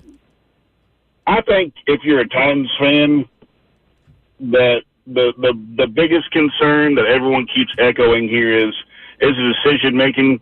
Just like Ramon said, if you're an SEC football fan, you have seen him make these mistakes, these plays. We can call it hero ball, whatever. My question is this: I lived through Locker, Mariota, all these other quarterbacks that we took chances on, we took gambles on. You know what I'm saying? We spent all this money in the offseason. The defense looks legit. And his decision-making on that play, we're talking about just game 2, absolutely wrecked that game for us. Yeah, I know special teams blundered, but when you have a chance to get more points, keep applying pressure, keep the momentum on your side of the ball, and you do that, I have no more love for the guy. I mean, absolutely zero. I know that sounds harsh, but we held on to Mariota forever because he's a good guy. He's going to get it. Sooner or later, the Titans got to realize we got to go get the guy. And this guy ain't the guy, period. I'll just hang up and listen. Thank you, Joshua. I don't blame anyone for feeling that way this morning. I'm not at that level yet myself. I still have a little bit of faith. I've lost most of it, but a little bit of faith. But I don't blame any of you fans this morning feeling like here we go again. I totally get it. Yeah, it does, and that's what hurts about this whole offseason too. Absolutely, is you recognize that it's been built up in a way that look, the defense, Ernest and Kenneth Murray yesterday thought they answered the call. And Ernest Jones is a stud. He is. Mm-hmm. He's really good. What we heard about Kenneth Murray in coverage, it showed up. Mm-hmm. I mean, that was a heck of a throw and a heck of a catch by the running back in that moment, and they took a timeout. Yep. Aaron Rodgers them took a timeout in that moment and came back out of it. One play, touchdown. That's what you call gaming and scheming. They set them up. They absolutely did. 615-737-1045. I'll go rapid fire on the phones with a simple question. Has your faith in Will Levis changed over the first 2 weeks of the season, or even more so? Has your faith in Will Levis changed after yesterday's loss? We'll talk about that next.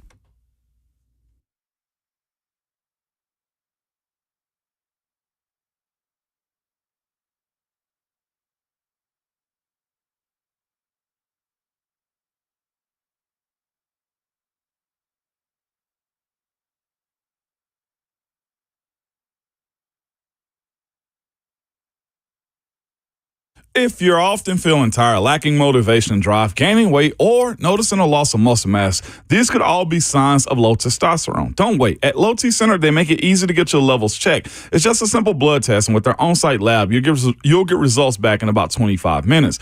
Low T Center is not a typical doctor's office. Their physicians specialize in treating low testosterone with customized treatment for each patient. The experts at Low T Center have over a decade of experience helping patients achieve life-changing results, and most health insurance is accepted for treatment. For established patients with stable T levels, they also offer a convenient physician-monitored self-inject treatment plan that ships directly to your home each month without the need to come in for the weekly visits. And at Low T Center, your BMI and health can also be evaluated for treatment with prescription weight loss medications. So get back to your best.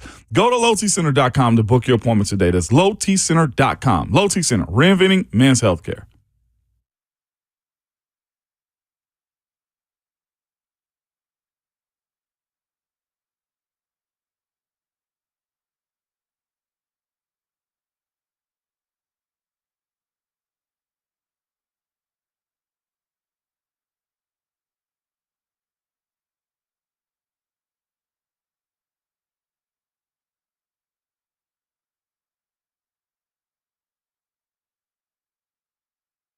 What's up, guys? Bert and Ramon for North Point Roofing Systems. When you need somebody you trust on your roof, don't call a chuck in a truck. You need to call North Point Roofing Systems. North Point Roofing Systems are so good at what they do, Bert. They don't even have to set foot on your roof. With the latest in drone technology, yes, drone technology, no need to risk someone doing even more damage to your roof trying to assess it. Couple that with their GAF Master Elite certification. There's no reason not to give them a shot. With servers from Southern Kentucky all the way to Northern Alabama and everything in between. For more info, you need to go to northpointroofingsystems.com.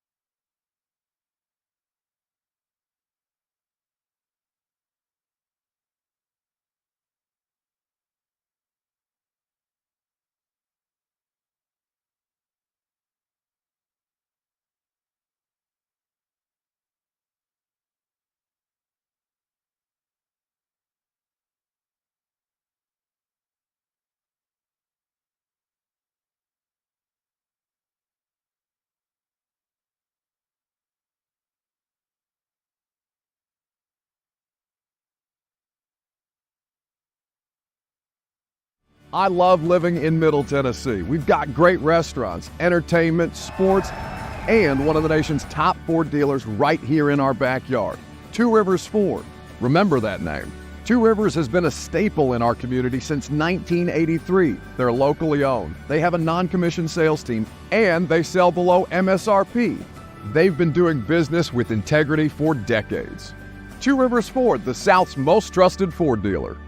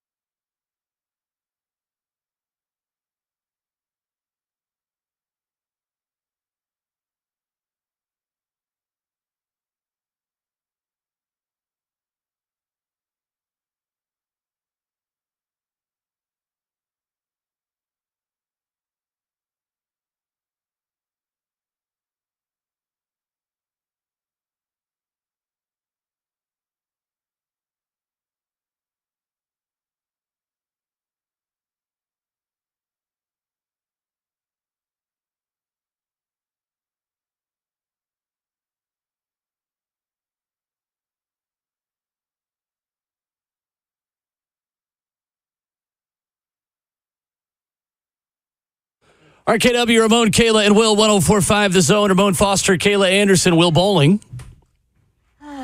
615-737-1045 is the number. Get Up is showing the Will Levis fumble from yesterday, and they either are laughing or they are as mad as Brian Callahan was. Yeah, they're probably coming off the field. It just gave me anxiety all over again. Rex Ryan is livid right now looking at this. Mm-hmm. Oh, well, there we go. Nashville resident, Rex Ryan. It's week 2, former man. Jets coach.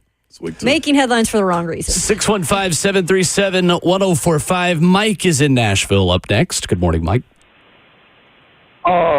K-Dub, what it do, baby? Yes, sir. What up, How are we Mike? doing?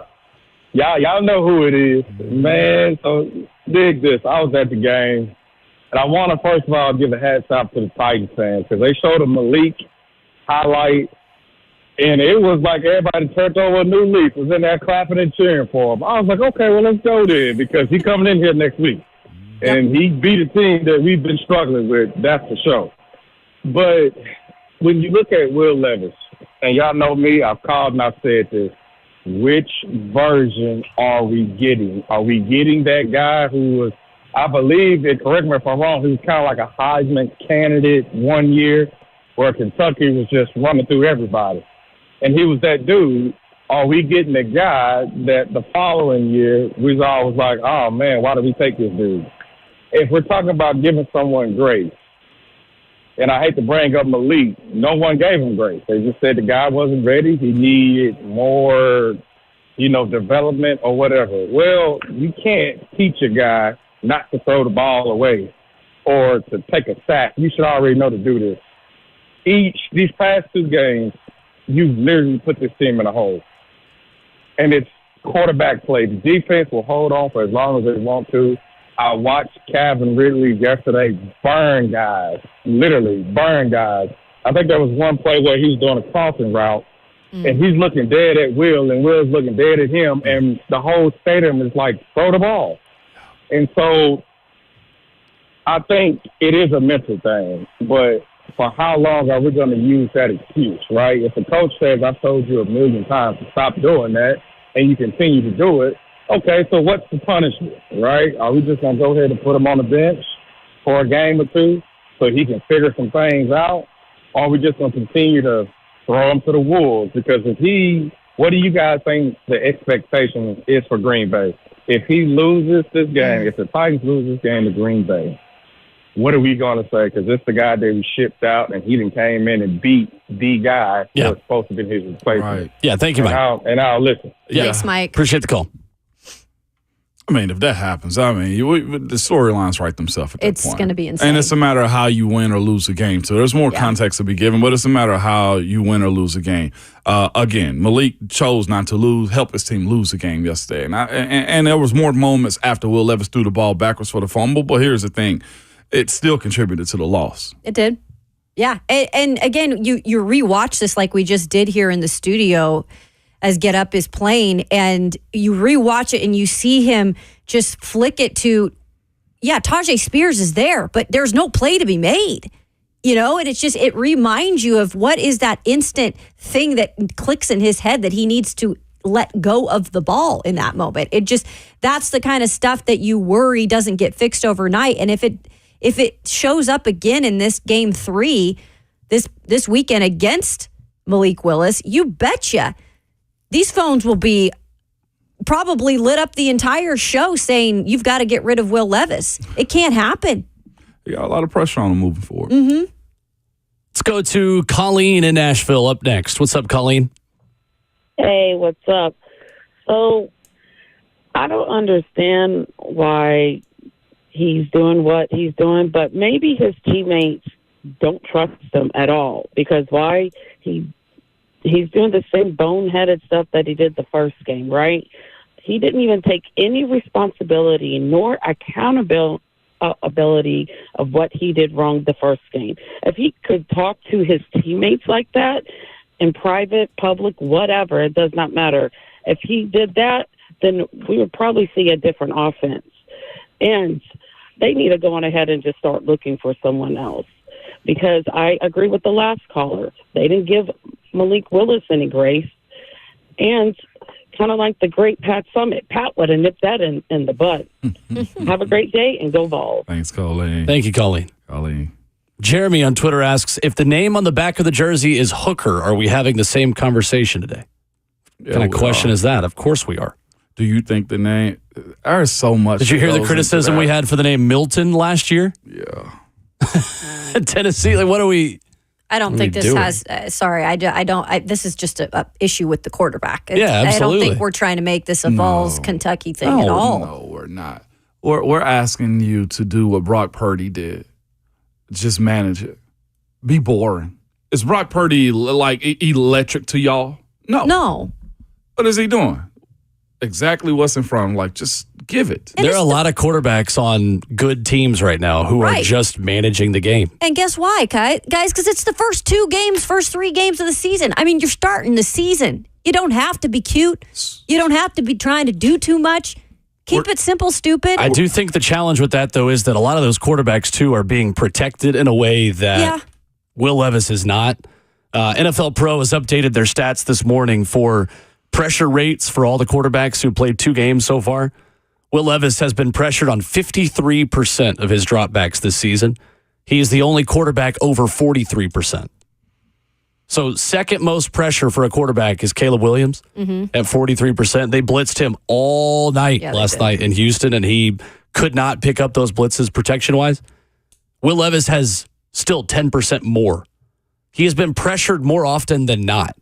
That is not a sustainable path to victory, and it is causing him to go into his worst version of himself. You know why they're pressuring them? I don't think it's just a Titans thing. Okay. I think it's because defensive coaches know that if we do pressure him, something bad is going to happen. That's true. And I think a lot of that pressure is on him holding the ball too long as well. I don't think it's totally on the offensive line. He's not processing things as quickly as he needs to be.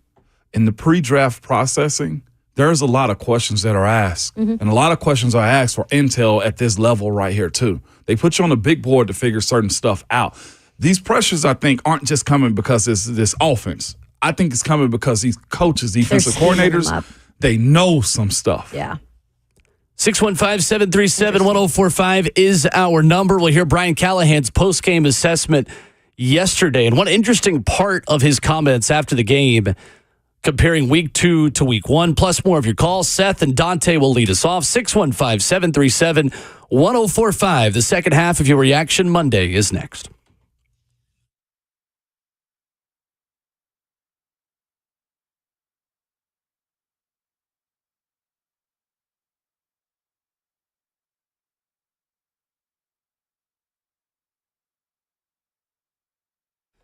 What's going on? It's Will Bowling here for my friends at the Bankers Alley Hotel. Gray and Dudley. Guys, we had a great first Tighten Up tailgate yesterday, and we're going to be doing that every home game. Sundays at the Bankers Alley Hotel. For more info, you can check out 1045thezone.com. 221 2nd Avenue, downtown Nashville.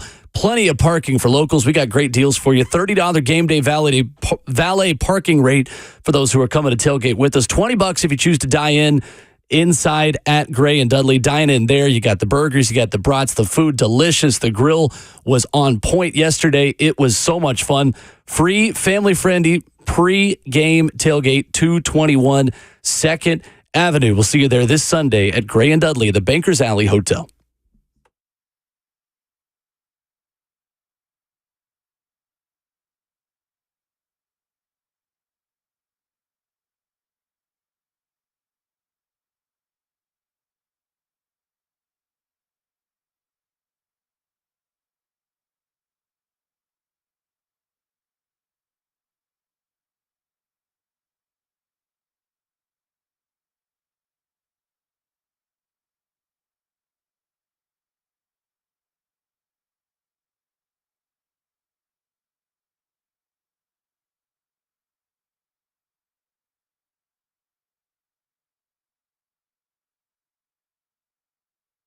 Hey, what's going on? It's Will Bowling here for my friends at Dickens Turf and Landscape Supply. Go where the pros go. Dickens Turf and Landscape Supply. They've got locations all around Middle Tennessee, Nashville, Bellevue, Murfreesboro, Brentwood, Mower, Hendersonville, Mount Juliet, Franklin. Dickens Turf and Landscape Supply is having an end-of-summer Spartan zero-turn clearance sale. They got Spartan residential and commercial mowers on clearance. You will not find a better deal on a new Spartan mower anywhere. And this sale, guys, is not going to be repeated.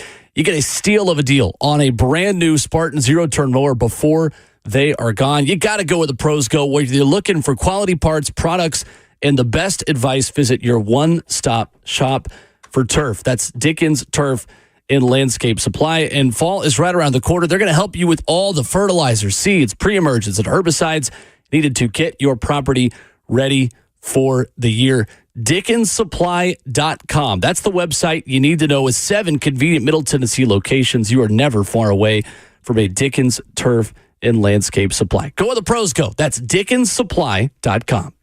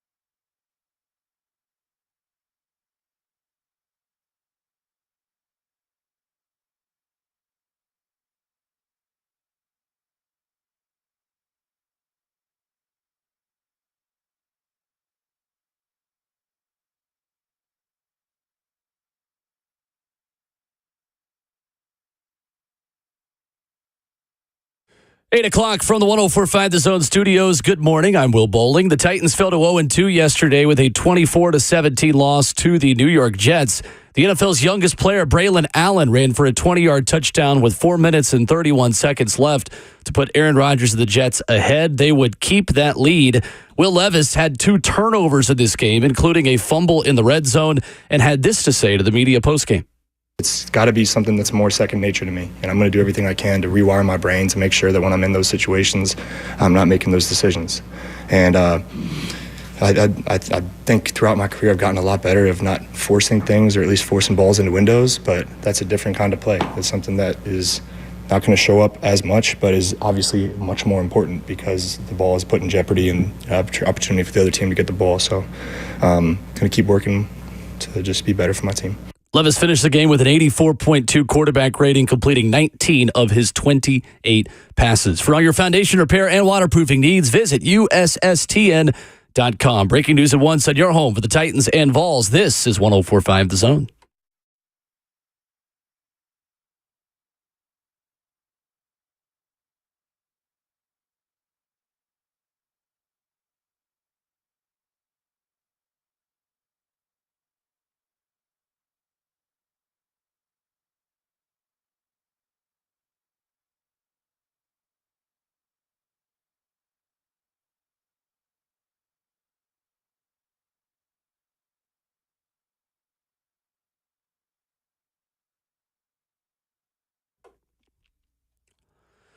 Second half of the show and hour number 3 starts right now on Ramon, Kayla, and Will. RKW 104.5 The Zone. 615-737-1045. Would love to hear from you on your thoughts with yesterday's Titans loss. 24-17 to the New York Jets. The Titans are 0-2, and we react throughout the morning with you in the F&M Bank chat, Facebook Live, YouTube, Twitter, or Twitch.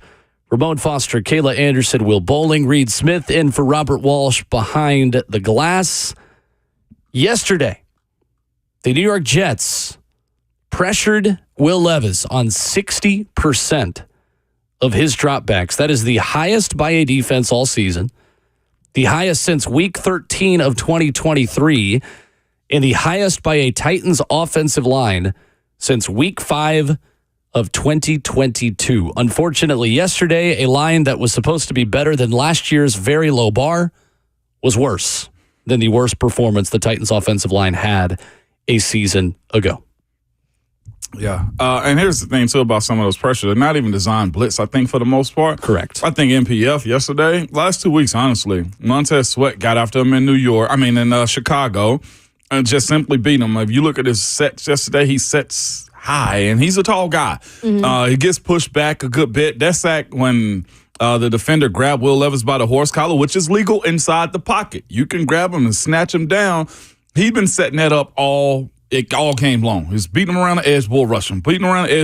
He finally got long arm enough where he snatched him down, man. And that, to me, is problematic for him moving forward, too, because who's behind him that you trust to play that position? Like, some of this stuff is just like, man, I remember the point in when I was playing, Coach T came to us, either you guys going to grow up or not. Mm-hmm. And it's that simple when it comes down to football. Like, either you grow the heck up or you don't. If not, I'm going to go shopping. That was one of his most famous slogans he said to us. And you got to buckle down and go. That is not a good thing for him. Is he helping Will Levis? No, he's definitely not helping himself. As far as Nicholas Petit-Frere go, he got beat and has been getting beat and it's been hidden because we're watching other positions of Will Levis's bad players overshadowing. Yeah, and Ramon, I'm curious because we always speak about offensive lines and how much it takes them to, gel together, and it is always a few weeks at least to try to get on the same exact page. So I'm assuming we're going to have times where, we're looking at J.C. Latham more in the first game, and Peter Skoronski, and then this was clearly, MPF was definitely exposed in this situation. I guess my big question is, Ramon, maybe we'd be talking about the offensive line more if Will Levis were just to not have made those huge mistakes. Maybe then we'd be saying, okay, well, maybe the offensive line needs to protect more so that he can make these plays, in terms of incomplete passes, right? But because he's made these large, glaring mistakes, it's like we're not even speaking about the offensive line, really, because it's all overshadowed by those few huge mistakes. So I wonder to you too, would that be fair then to blame the offensive line this early on if he weren't taking away all the attention? But here's the thing. We knew that they were going to have some issues. Exactly. We assumed that was going to be the case. Mm-hmm. This 5 joining this 1 was going to be an issue. The issues that we have is the mistakes that he's made has been based off of him. So, yes, it's overshadowing the player and the growth of these guys. MPF has got to find an anchor himself. He's been somewhat of a turnstile given the edge to defensive ends. And again, Quentin Williams only had 3 tackles on the day, but he was effective as heck against all 3 of the interior guys yesterday. Mm-hmm. It just was. Seth is in Oak Ridge this morning, 615-737-1045. Good morning, Seth. Good morning. Love the show, guys. First time caller. Thanks for having me on. Thank you. I want to say that if we wanted to run the ball first and play defense, we should have kept Mike Vrabel. And if we wanted a game manager, we should have re-signed Tannehill. I just don't understand why they've got a player that eagerly wants to throw the ball around. We went out and signed all these wide receivers, and they want to rewire him to be Alex Smith. It makes no sense to me. And maybe you could help me understand that. Yeah, Seth, I think the pushback I'd give to you on that, and thank you for the call, is that Kyle Shanahan is also running the football and playing possession. Like Sean McVay is doing this. Like this is not, Mike Vrabel's not the only coach of the NFL who has been the run the football, play defense, manage the game. I would say all 32 coaches would love to set things up in that way. Yes, no, 100%. And they can't get the ball to the weapons because they can't protect Levis long enough to throw it deep. And when he does throw it deep, Calvin Ridley goes through his hands and defender wrestles it away from Traylon Burks on the way back down to the turf. And the run sets up the pass at all times, too. And it's always this. Week one, nobody understands what the opposing team's going to do, and you're on a roll, so establish a run. And the run was working until it wasn't, right? Yeah. Because of a mistake. Week two, the exact same thing. You want to keep the ball away from Aaron Rodgers as many times as you possibly can. We saw what it looked like when you do 3 and out. Aaron Rodgers gains more Infinity Stones. That's essentially what happened yesterday. So I'm not opposed to running the ball first. Pittsburgh is doing it exactly the same way right now with Arthur Smith, and they're 2-0. But you know the difference is the defense is getting turnovers. And that's another thing that this defense has spoken about here. And the other one is they're not turning the ball over. That's the recipe. Beat people up on the ground, and then when you take your opportunities, if you have a special thrower, then you can spread the ball around a little bit more. And I also think it has to do, too, with because you have such a young offensive line. I think it's one of the youngest offensive lines in the NFL right now. I don't know early on how much you can do. I think you would probably, if you're Brian Callahan, start to work in things as the season goes on. But when you start like this and your quarterback can't even handle the ball, I don't know like where you go from there, right? Because you're trying to build. That's the point. You're trying to build on games and build on momentum and build on this offense. And they're going backwards almost. Yep.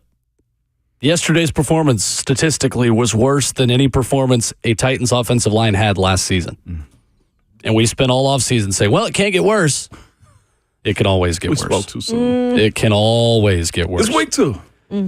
Yeah, right now. And again, it doesn't mean this is their final form. Right. I mean, it doesn't mean this is the 5 that's going to play the majority of the season. And maybe Bill Callahan is going shopping. Who's to say?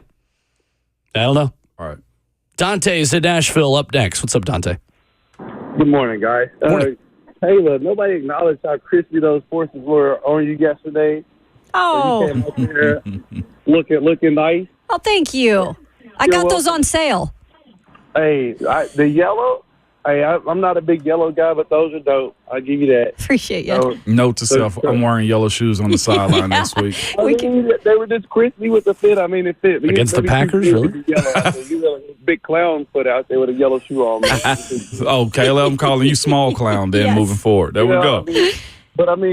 So back to the ball. So what happened to the days of getting a veteran QB and giving these young guys time to develop? I think it's important. You look at Aaron Rodgers and Tom Brady, they had time to develop their game, to learn how to do this on the pro level behind good, older quarterbacks. The Titans have done this several times. We go get these talented guys with a lot of potential. We get rid of the veterans, and they sit here and they die. We Titanize them. We've done this multiple times, so I wish we didn't do that. And the other thing I want to touch on is that, so we know our offensive line is struggling. Why don't we incorporate a faster, quicker ball movement offense or passing game that gets that ball out of his hands, like 1 or 2 reads, get the ball out of your hands quickly. You think, look at Rodgers on that scoring drive they had. He took away our defensive line by getting that ball out quick. That was their game. And so I think that's something we need to look at. Yeah. So 2 things. We got to let's go get, and Brock Purdy I know we're saying he's not fantastic, but if you take Brock Purdy, you can put him in any system because I don't know. Good. I don't know about that. Brock Purdy is what is he not doing well? He got the long ball. He's accurate on the short passes. He's mobile enough. He's not messing up. I don't know if this is the day to have that take though. After he just lost to the Vikings without McCaffrey. Okay, the Vikings had a great game, but the 49ers were in there fighting with them the whole time. The Vikings just outdid them at the end.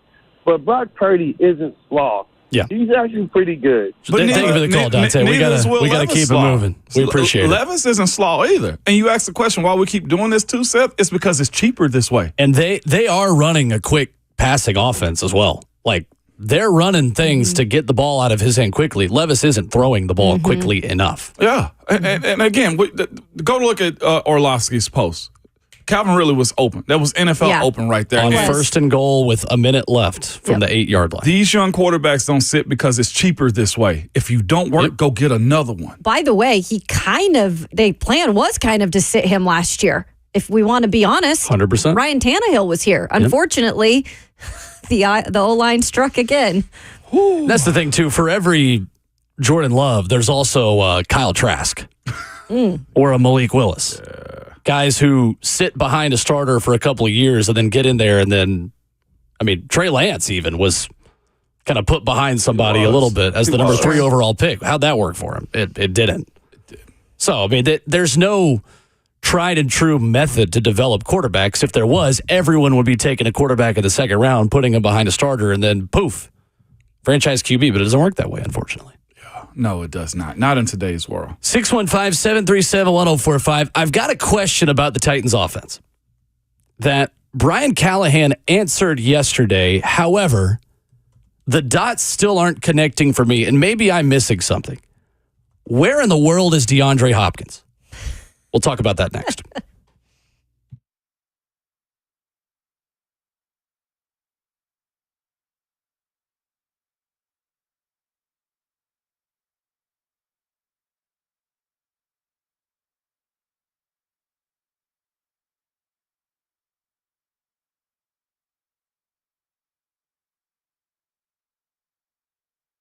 Hey, it's Kayla Anderson. Just on Friday, got to see our good friend Ron Slay over at We Grow Hair.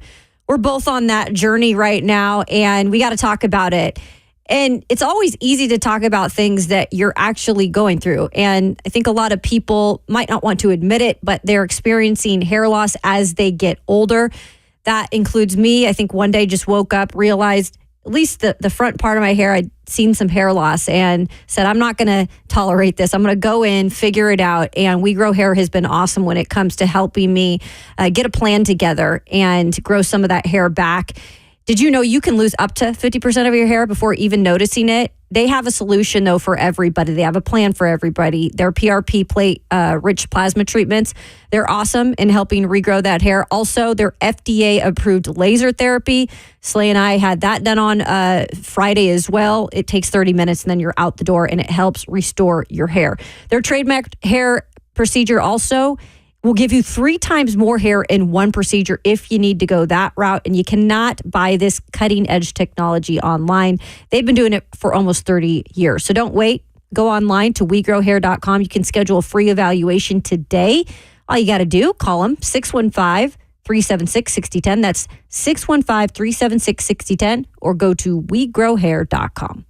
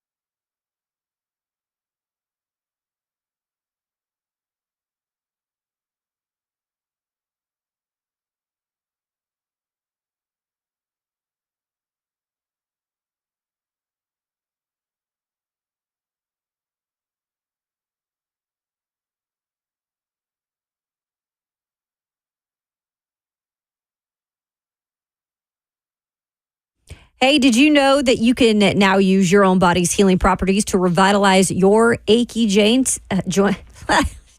Achy joints this morning. This is the type of morning it's been, those achy joints, to get you real lasting pain relief.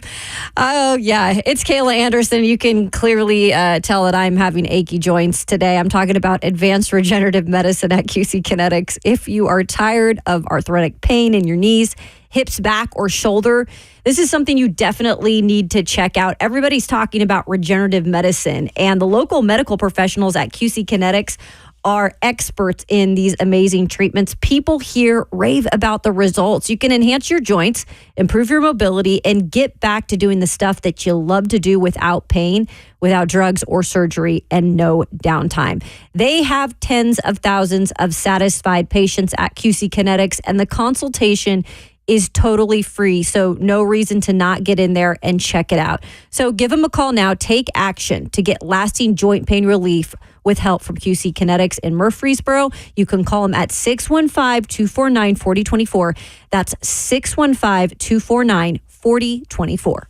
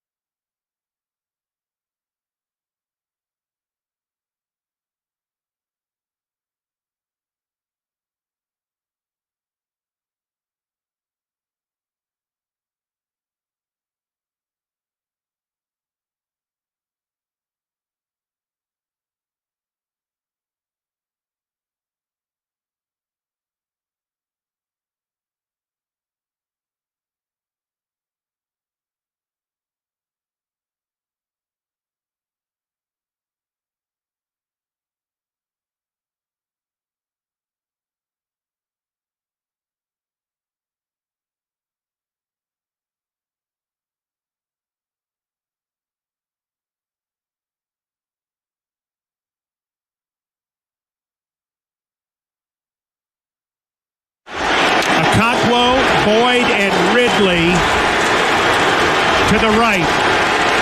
Pollard and Hopkins to the left. Levis looking, trying to keep it alive, fires towards the end zone. It's dropped.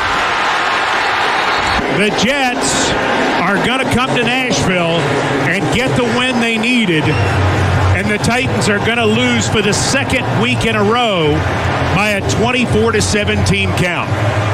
RKW, Ramon, Kayla, and Will. Ramon Foster, Kayla Anderson, Will Bowling. 615-737-1045, our Reaction Monday phone number. We're going to talk about Deandre Hopkins coming up in a minute because I have no idea where in the world he is. Nope. If he's healthy. But let's go first to the phones. Gil is in California first up. What's up, Gil? Hey, what's going on? What's up, Gil? Morning. What I was saying is I just think that Mason Rudolph, I don't know if we would have won those games, but I felt that he would have put us in better position, just not being better than Will Levis, just by processing and making the right decision. And it's getting to the point where it's not what we think about Will Levis, it's about what the league thinks about him. And now they're showing if you blitz him and if you and make him make quick decisions, either he's going to make a bad play or he's going to throw the ball or he's just going to make a bad decision. And now it's like even with the plays where he got completion on the deep balls, it was in the double coverage. The Traylon Burks was in the double coverage. The Calvin Ridley was in the double coverage. So it's like go deep. He's just throwing the ball deep. He's not reading the field.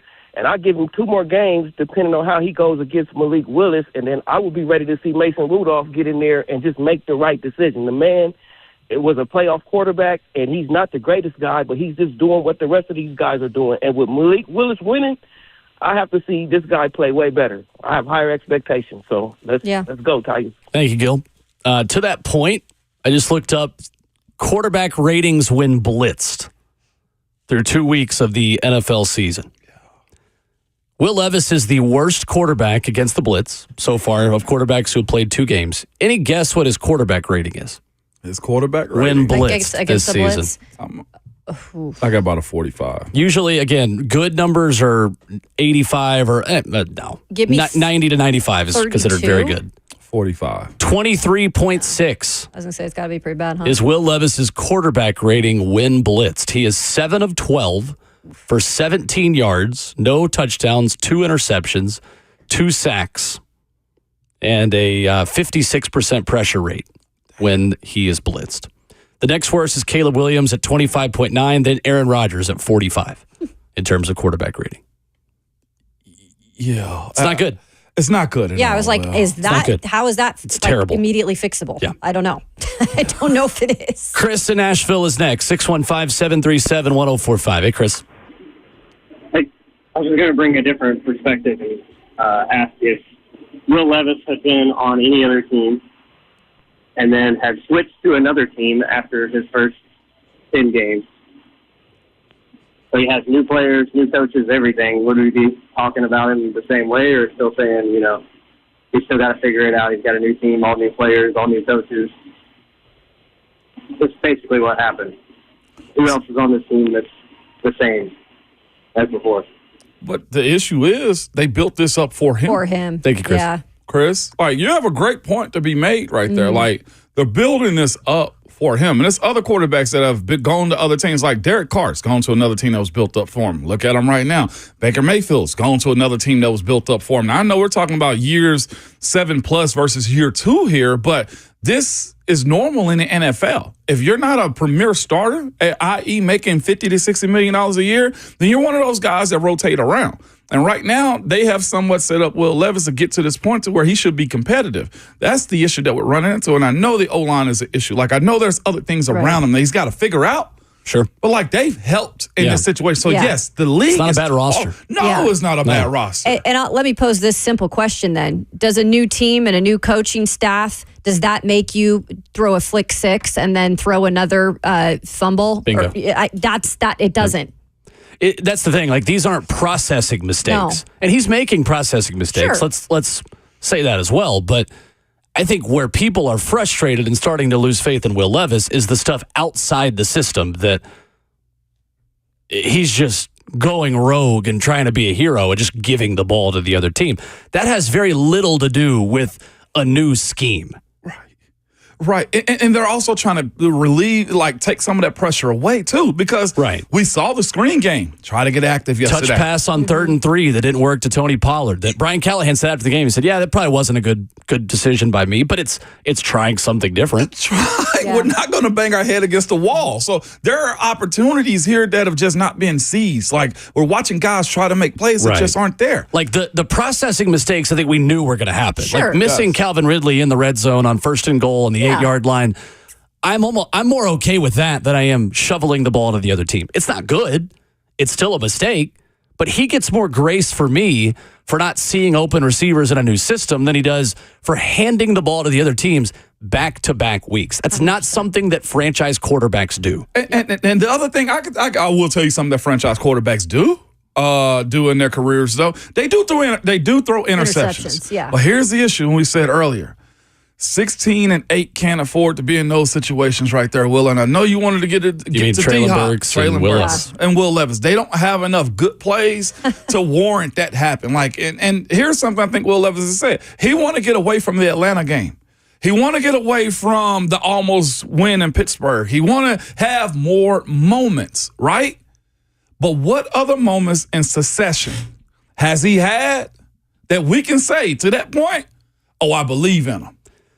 A decent showing in Pittsburgh in primetime and Miami in primetime.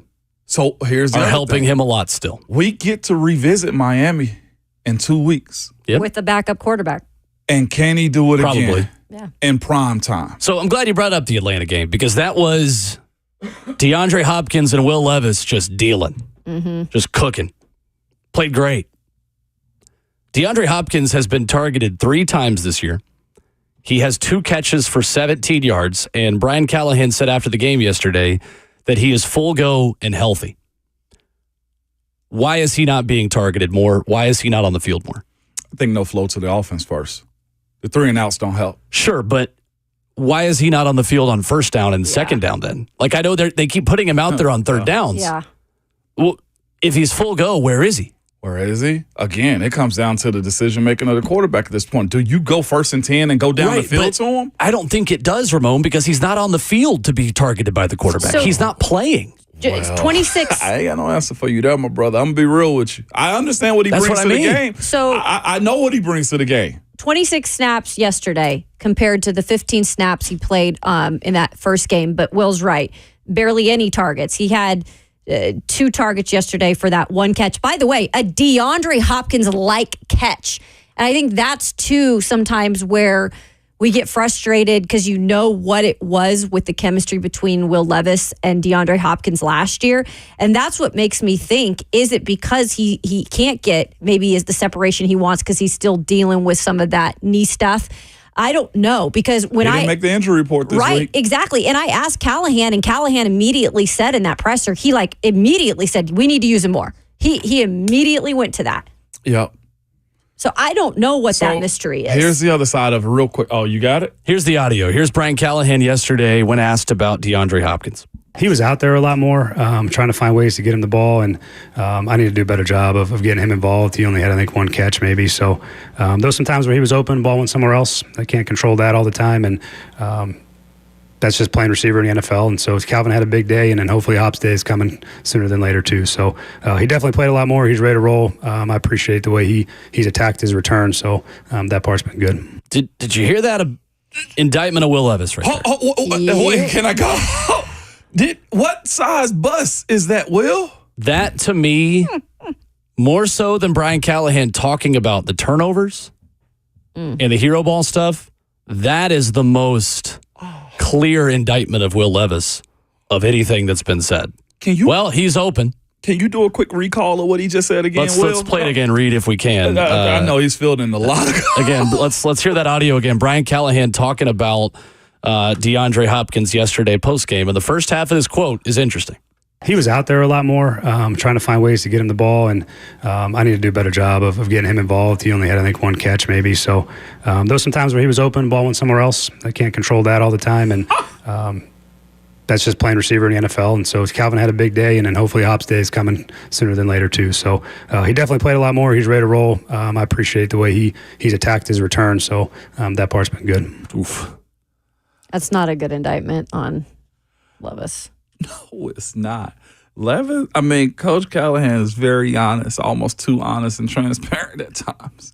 And I love it. Mm-hmm. This is what you want. Because here's the thing about it. He's leveraging the hit better play through Will Levis through the public, and I'm all right with that because a lot of public people watch him do this, and if it ain't good, and I'm trying to tell y'all that I'm trying over here, then I'm going to throw him. I ain't going to say he's throwing him to us, but he's putting it out there that he was open in moments. You know what he sounds like to me there, guys? Tell me, man. Tell me if I'm wrong. Tell me. I think Brian Callahan is legitimately shocked at the way his offense is played.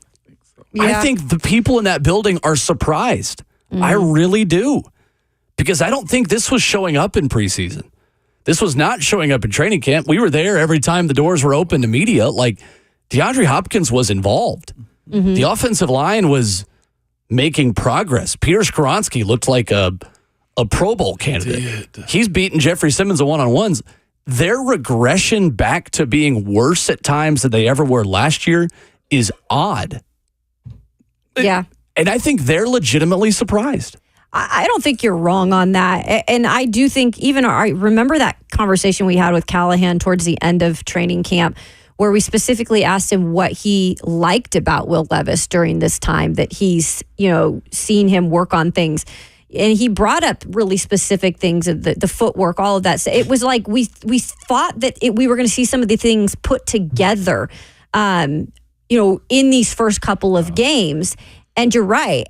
Now that I'm thinking about it, it's like we haven't seen really any of that. And then we've added to it the mistakes that are blatant, and which makes it even worse. Yeah. So I don't know if they expected this to be a 4-step back process when they've been working with him that much to try to get him up to speed with this new offense. Mario is in Memphis next. 615-737-1045. What's up, Mario? Yo, we outside. Yes, sir. Man, check this out. I want to piggyback off something Ramon said about, the thief or whatever he was talking about, that analogy. He's absolutely right. Did y'all see Malik yesterday? Ooh, that's a slap in the face to Mike Bravery and his crew. But anyway, let me get the Will Levis. I'm going to tell you something, man. I don't think he got enough heat up on him for him losing his starting job. If he don't win these next 2 games against Green Bay and Miami with those backup quarterbacks, week 5, the coach needs to make a change, man. Let Mason play because Will Levis gonna be he are who we thought he was, and everybody was banging their head like he's not a first round pick. He's showing you why he's not a first round pick. The coach said it himself. That was dumb what he did yesterday. Basically, call him an idiot without calling him an idiot. That was dumb, and we can't tolerate that. Back-to-back weeks, you did the same thing. Like again yesterday, I watched the Titan game, went to bed early. I couldn't stomach to watch no more football. We should be 2-0, man. We should be 2-0, and we're not. And I'm going to hang up and listen to you guys. Yeah. Keep me on so I can listen because I'm talking on my phone. I got you. Honestly, Mario, I agree with you. Yeah. It's hard to know and say, if they're 1-3, but the defense gives up 30 points, to Skylar Thompson. I just don't think it's going to happen. Honestly, I think if they lose 1 or 2 of these next games, if they're 0-4, then it's Mason Rudolph time in week 5. Yeah.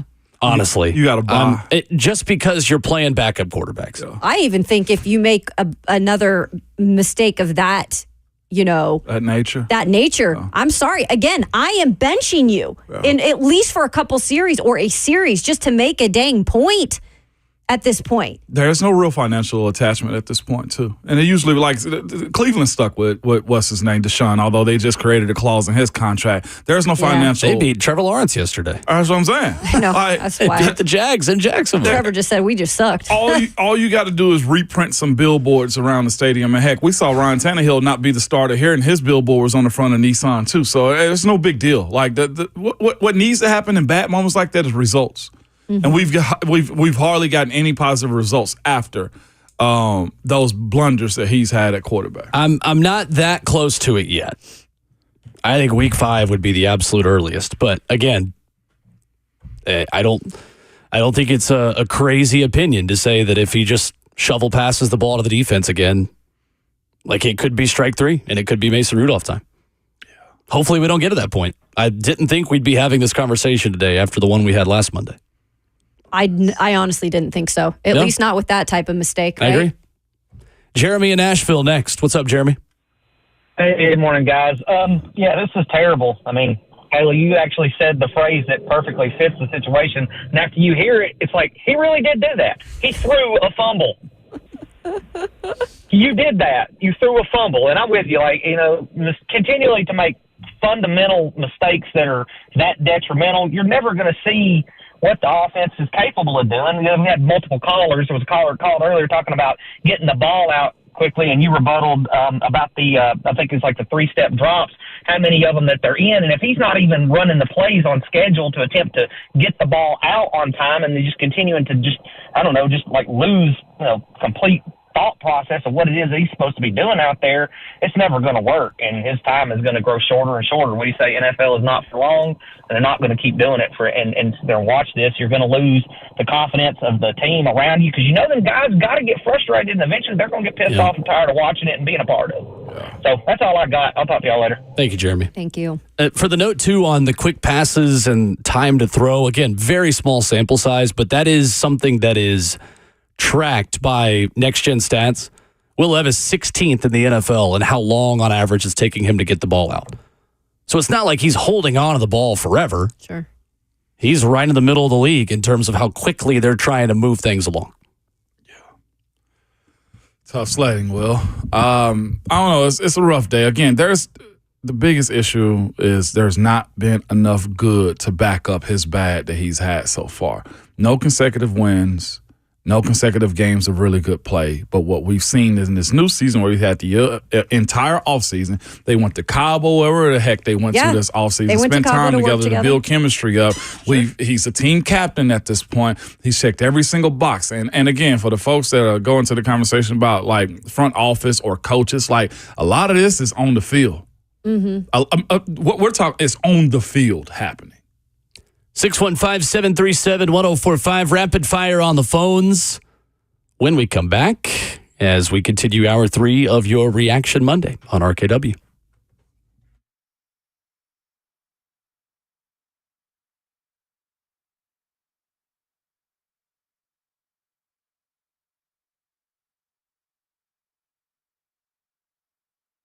If you're often feeling tired, lacking motivation and drive, gaining weight, or noticing a loss of muscle mass, these could all be signs of low testosterone. Don't wait. At Low T Center, they make it easy to get your levels checked. It's just a simple blood test, and with their on-site lab, you'll get results back in about 25 minutes.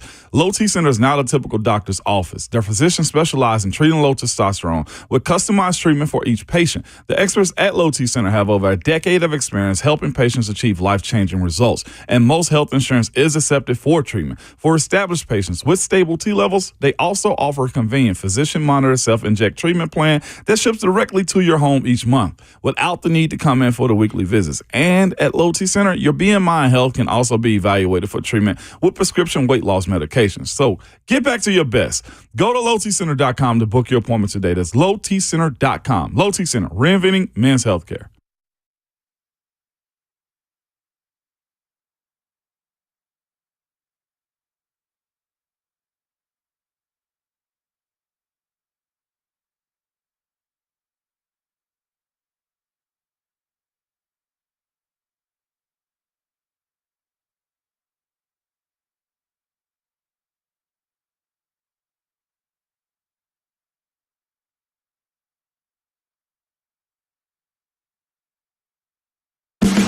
This is your off-the-track racing report, brought to you by State Water Heaters. Herta makes history. Colton Herta made the race-winning pass with 5 laps to go to capture Sunday's IndyCar Big Machine Music City Grand Prix. For Herta, it was his first IndyCar win on an oval track. It also catapulted him to second place in the driver's standings.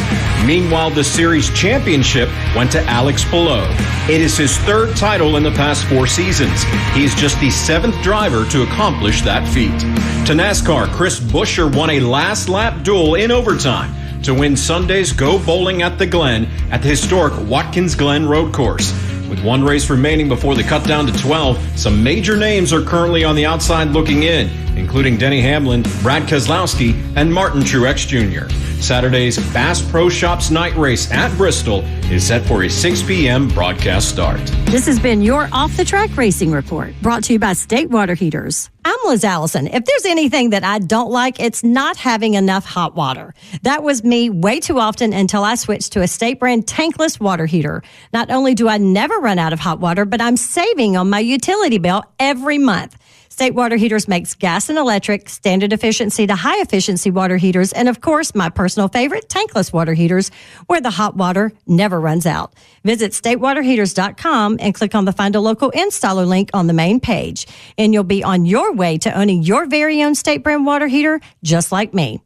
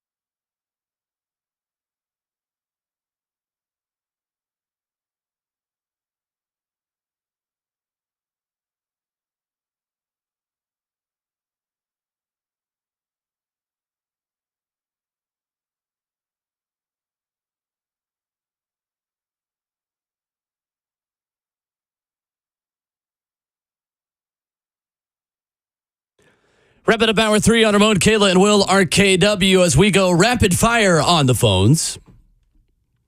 Ramon Foster, Kayla Anderson, Will Bowling, 615-737-1045. I'm definitely going to butcher this name, so I apologize in advance to our good friend from Pleasant View, Mr. Gardowski.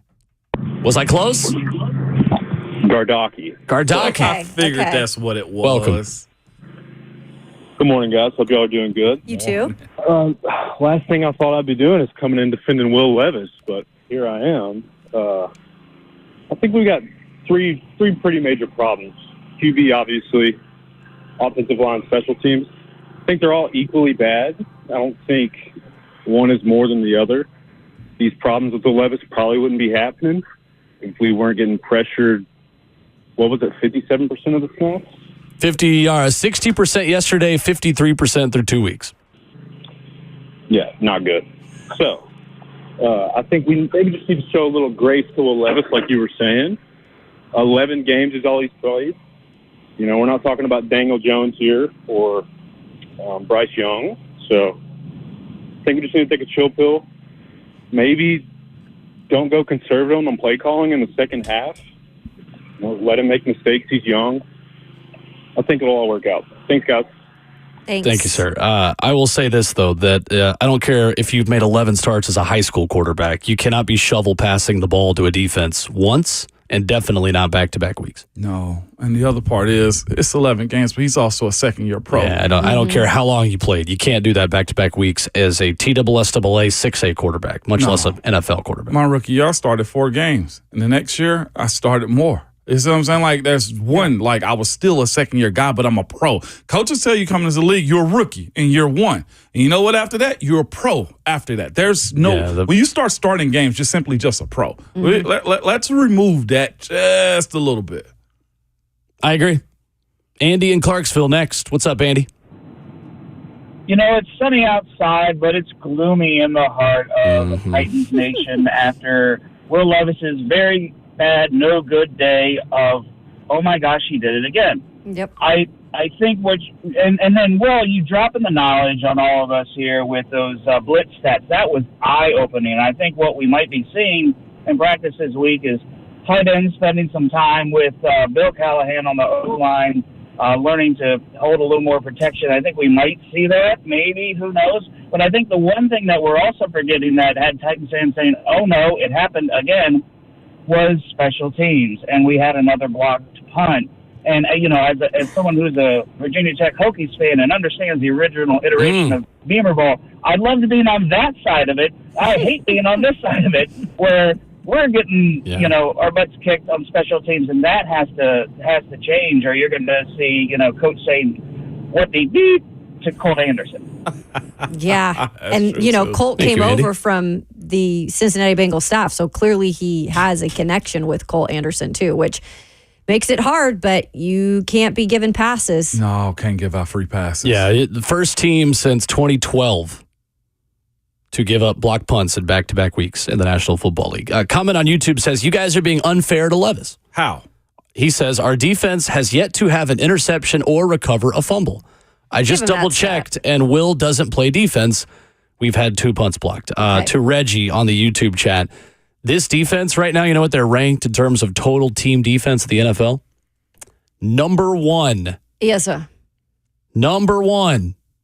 This is the number 1 defense of the NFL statistically, and the Titans are 0-2. You cannot for a second blame any of this on the defense. Special teams I'll give you, but give me a break. Yeah, and look, do they need to create turnovers? Sure. Every defense needs to create turnovers. 100%. Jeffrey Simmons has said it after the last 2 games, but that does not lose them games necessarily in this situation when you have your quarterback who has literally given the ball to the other team to win the game. Yeah. So you cannot blame the defense in this particular situation. On that immediate turnover where he tossed the ball backwards, the defense got a 3 and out. Yes, they did. Great point. Just to back that up right there even more. Yep. Back to the phones. Matthew is in Franklin this morning. What's up, Matthew? Good morning, my fine people. Happy Monday. Happy Monday. I've done a lot of research on Will. I went back to grade school. and apparently from the first grade through the eighth, he was the hot potato champion of his whole school. Oh, wow. So he's used to getting it and going, oh, heck, hot potato, I'd better throw it to someone else. I think y'all are being very unfair. Very unfair. It's in his nature. Hot potato I didn't champion. expect you to come with that one this morning. You know what that is? That ain't nothing but comedy, because comedies are tragedies, okay? He's laughing through his pain right Thank you, now. Matthew. Appreciate the call. Hot potato champion. We've had this morning a caller say that Will Levis is the guy who keeps peeing on the toilet seat. And we've learned that he is the hot potato champion. Do they do that at Field Day? Is Field Day still a thing, kids of America? I think it Are y'all is. still going out and doing the egg race and the parachute thing? The dunk I tank. loved the parachute. Yeah, water Field Day tank. was the best. Yes, it was the best. Maybe man. he some needs a field positivity. day to get out of his head. No, he does not. He need not to say that publicly again, okay? Just address it privately and let's move on. He's about to have taken off the field day if he makes those mistakes again. Jeez. Mason Rudolph is going to have a field day.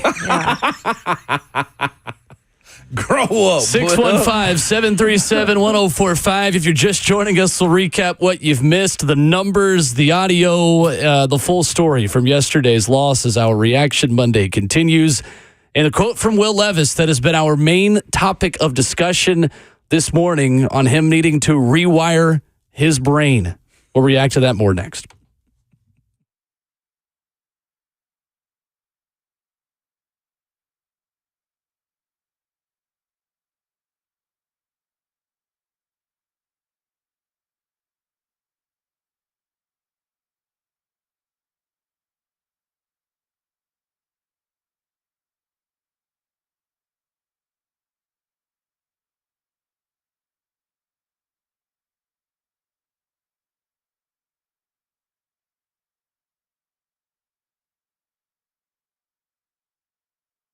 If you're often feeling tired, lacking motivation and drive, gaining weight, or noticing a loss of muscle mass, these could all be signs of low testosterone. Don't wait. At Low T Center, they make it easy to get your levels checked. It's just a simple blood test, and with their on-site lab, you'll get results back in about 25 minutes.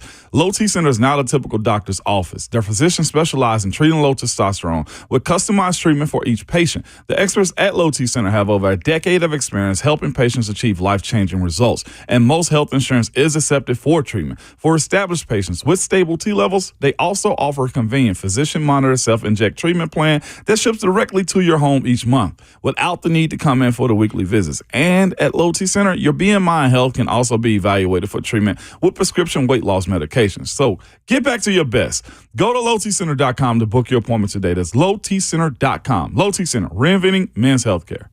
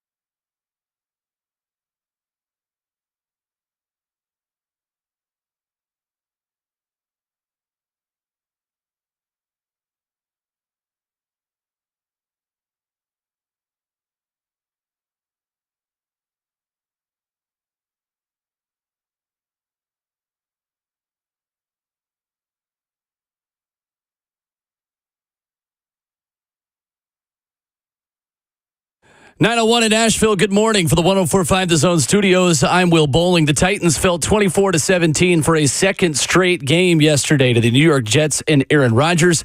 Braylon Allen, the game-winning touchdown with 4 minutes and 31 seconds left. Will Levis had 2 turnovers, and Brian Callahan assessed his team postgame. Kind of the same story as the last one. You know, we had a solid first half, and then we lose a turnover battle 2-0. We give up another block punt. We haven't got a turnover yet on defense, and we go 5 3-and-outs on offense. That's on me. I can't let that happen. We were okay running the ball. Wasn't great. Wasn't terrible. Defense played well in the first half, and then when we needed a stop, we couldn't get one. That's partially on an offense for not sustaining many drives. So that was difficult to overcome. I thought we played better than last week. But the mistakes were critical, and you lose 2 one-score games, and your turnover margin after 2 games is -4, and you're going to have a hard time winning. So that's ultimately the name of the game, is protecting the ball and getting it back for us to go score, and we're not doing a good enough job of it as an entire team. For all your foundation repair and waterproofing needs, visit USSTN.com. Breaking news at once on your home for the Titans and Vols. This is 104.5 The Zone.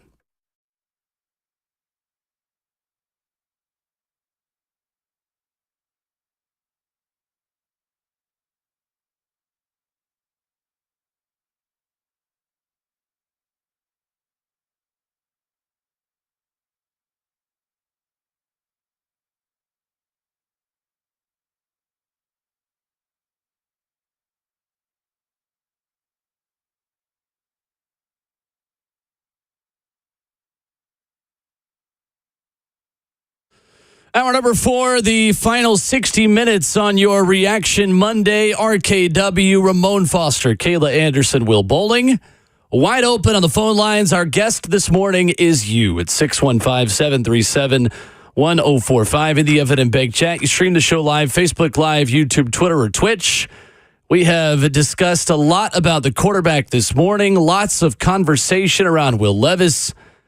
We'll get to our biggest surprises to the opening 2 weeks of the season coming up in just a few minutes. But, guys, I'm going to give you just one little sprinkle of optimism this morning, if you'll allow me 5 seconds. Go ahead. Please. Because we've not had much optimism at all. I would argue we've had 0 optimism this morning. Except for the defensive stat, right? Sure. Not typically the way I prefer to live life. However, it is required this morning. How about J.C. Latham? The 33rd team tweeting this morning, pressure rates allowed by rookie offensive linemen. J.C. Latham yesterday, 35 pass block snaps, 1 pressure allowed. I like that. A terrific step from week 1 to week 2. Yep. And quite honestly, probably the best thing to come out of yesterday's game for the Titans was the improvement for J.C. Latham. Would you guys agree? Yes. 100%.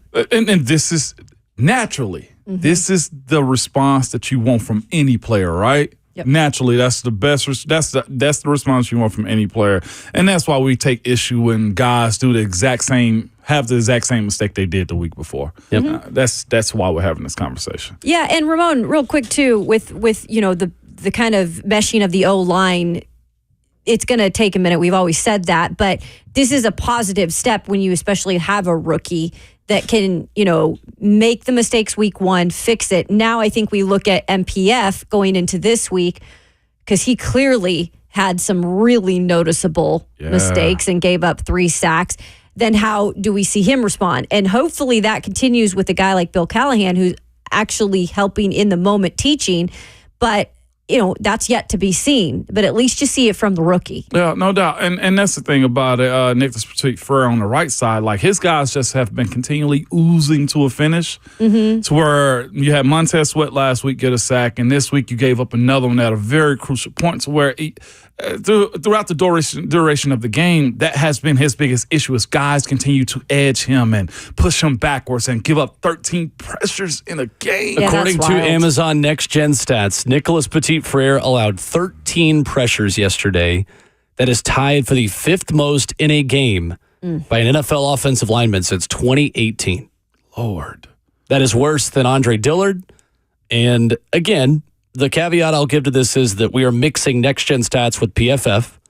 Last year, we do not have access to the pressures that Amazon next-gen stats would have given MPF. We only have PFF. So We'll wait today and find out later today exactly how Pro Football Focus graded Nicholas Petit-Frere. However, I don't expect it to be a very kind evaluation. And just the psychological side of the game, too, in sports, a lot of this stuff could be somewhat forgivable if you win. The issue is you hadn't won, and those mistakes are glaring. Like, there are other teams that got crazy mistakes going on, too, and they're hidden by W's. There's been no W's or consistent wins over the course of games that allow you to believe that it's going to get better.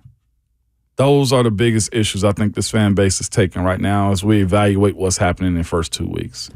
Patrick in Jersey, 615-737-1045. What's up, Patrick? Hey, good morning, RKW. Morning. You guys do a fantastic job. I'm going to start with that. And thank you. That hot potato call was great. Wasn't expecting that call. I'm old school. I'm going to look at this as the glass half full instead of half empty. This is a long season. Will pressure. He has a lot of pressure on him. New pieces built around him. Defense is playing lights out. Everything will get better from here, man. I'm a full believer of that. I just think he has a lot of pressure. I don't think he needs to rewire anything. I think he just needs to go play ball.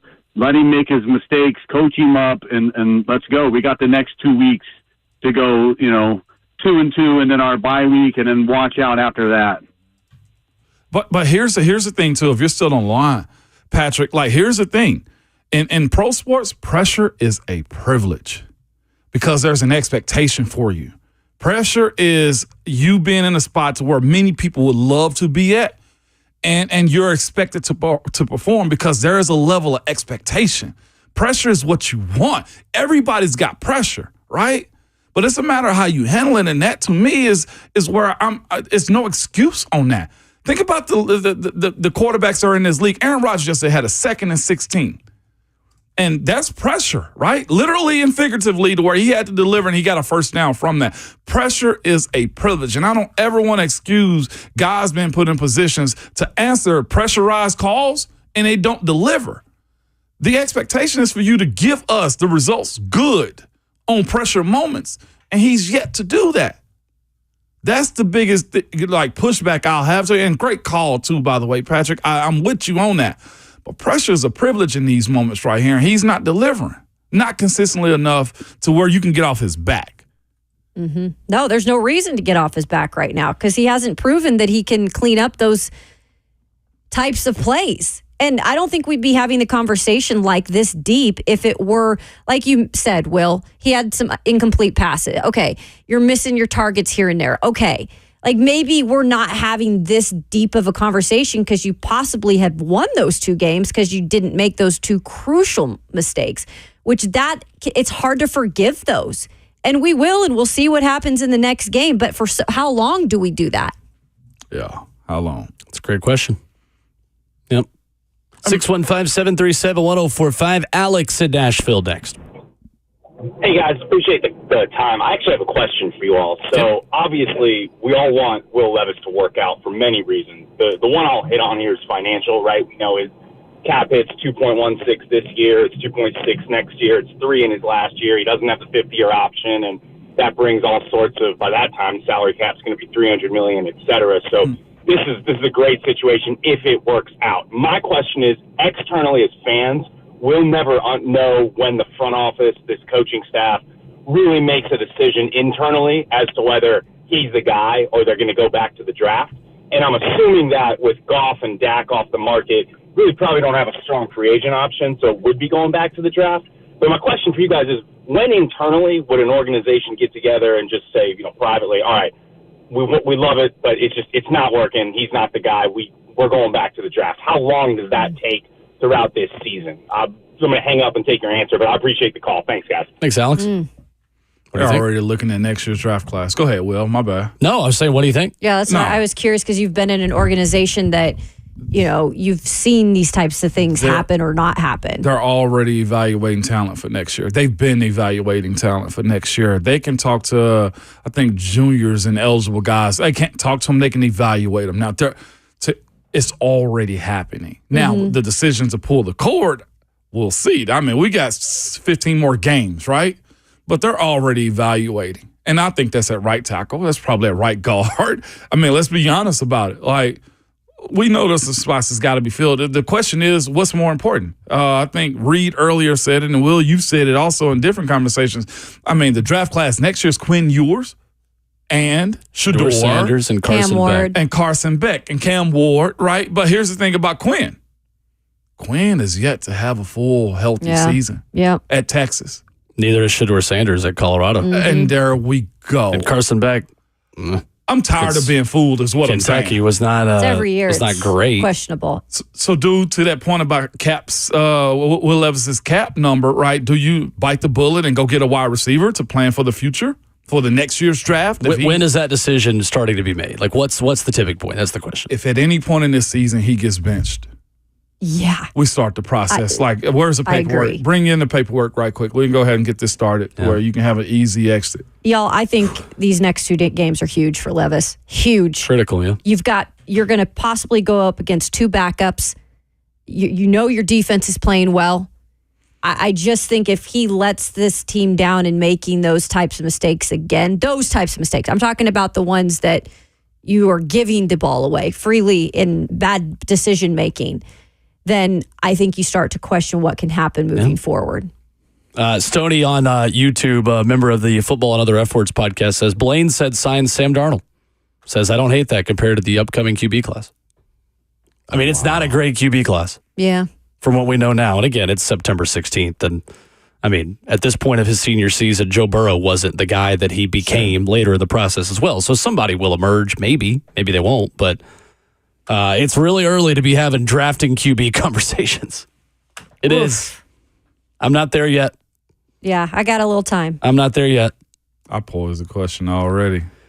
So PFF numbers are up this morning. Mm-hmm. It tells you an interesting story about the Titans' offensive line, and it lays a little bit of blame on Will Levis for some of the sacks he took yesterday. I'll give you the specifics on what Pro Football Focus says about the sacks yesterday and whose fault they were. And you'll be a little surprised. That's next.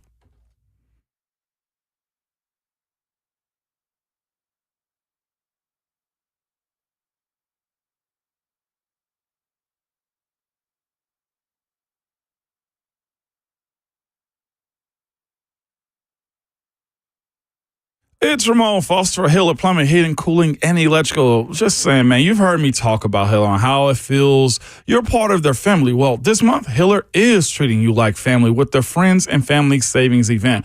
The Happy Hiller Club members save up to 25% off their first HVAC, plumbing, and electrical repair. Now is the time of the year to start getting that stuff done. Y'all know it can get cold here. There's a freeze. There's a lot that can happen, man. But outside the Happy Hiller Club members, everyone else, you get a 10% discount, man. So present your coupon and save. To get the coupon, visit happyhiller.com today.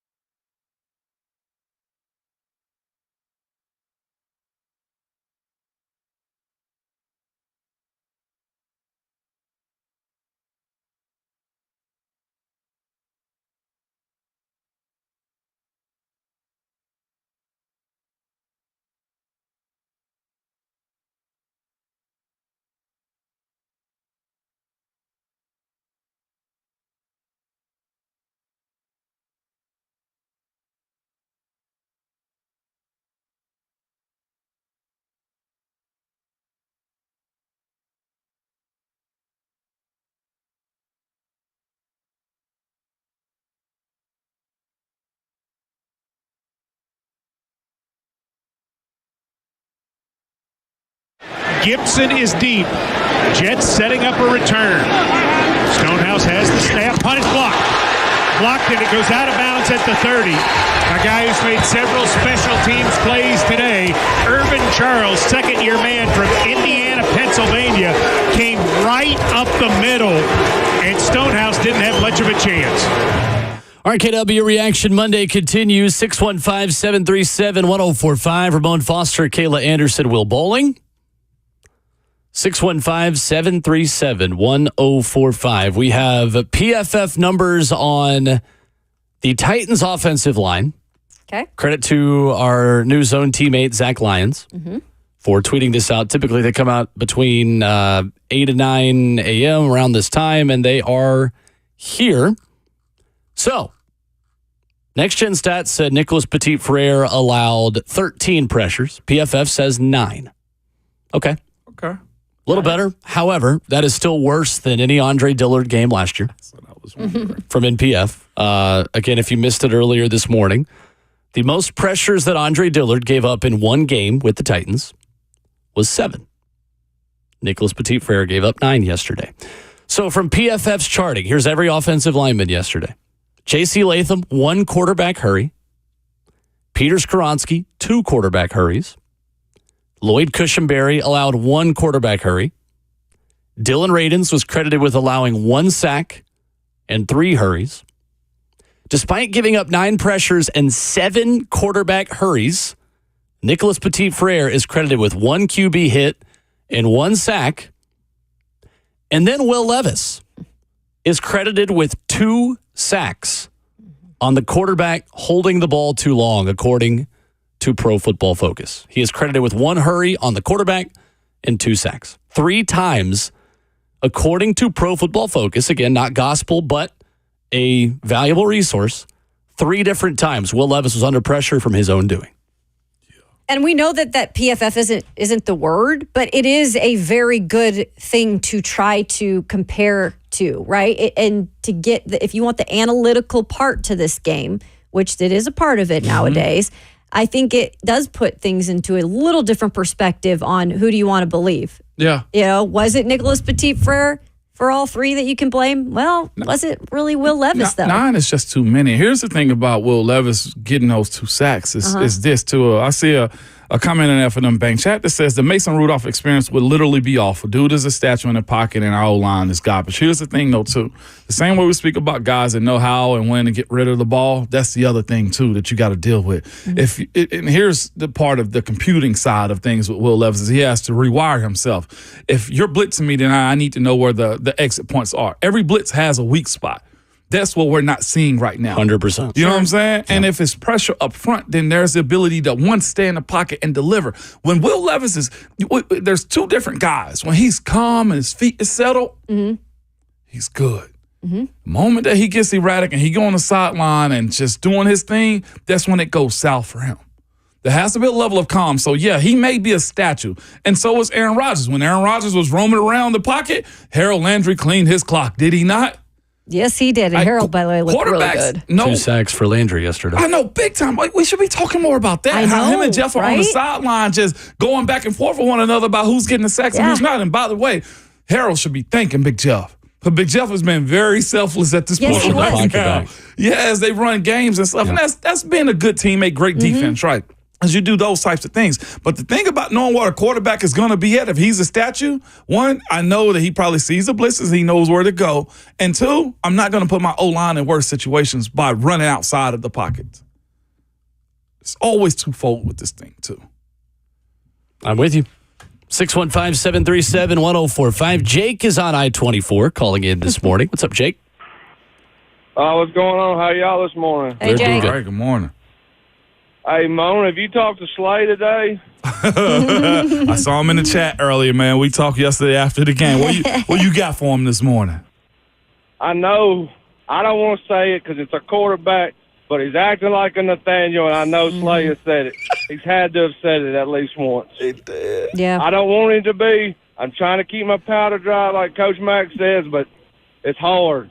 Real hard. Please tell me he ain't going to be a Nathaniel. I saw he tweeted about it yesterday, said he's not there yet, But he put Nathanielism and Will Levis in the same tweet. Now, you do with that what you want, okay?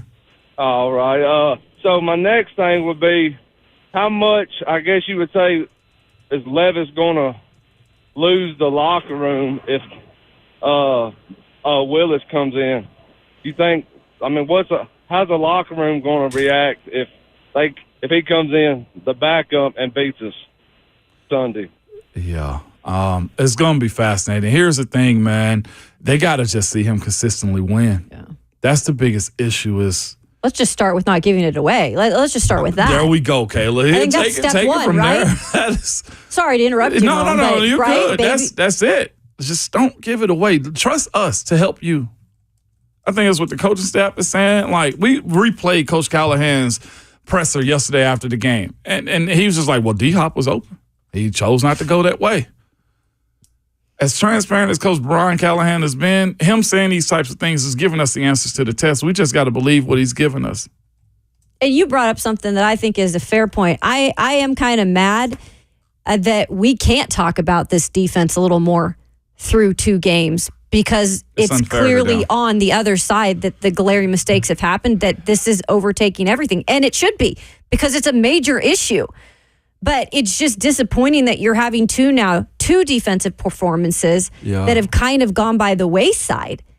Yeah, Kayla. And that's what I've really been surprised with is just how great from the jump this defense has been with all their new parts. They've got new parts too, you guys. They've got a new defensive coordinator heading up their part of it too. So what has happened good with this team as far as the signings, too? Defensively, we're seeing both Kenneth Murray and Ernest Jones do their thing. We're seeing Sebastian Joseph Day make plays L'Jarius Sneed and Chidobe Awuzie have been good. Yeah. Mm-hmm. Sneed, by his own account, hasn't been as good as he wants to be, but I think he's still been what I expected. Exactly. Awuzie's been healthy. Yep. Calvin Ridley showed up to the party. No major busts on the back end of the defense. Quandre Diggs has been fine. Yep. McCreary being... McCreary had a 6-yard tackle for loss yesterday. And playing through an injury, I'm pretty sure of right now. I was going to say, Mo, was he a little banged up? Because I saw him going in that tent. His shoulder, he got something going on from what I can tell.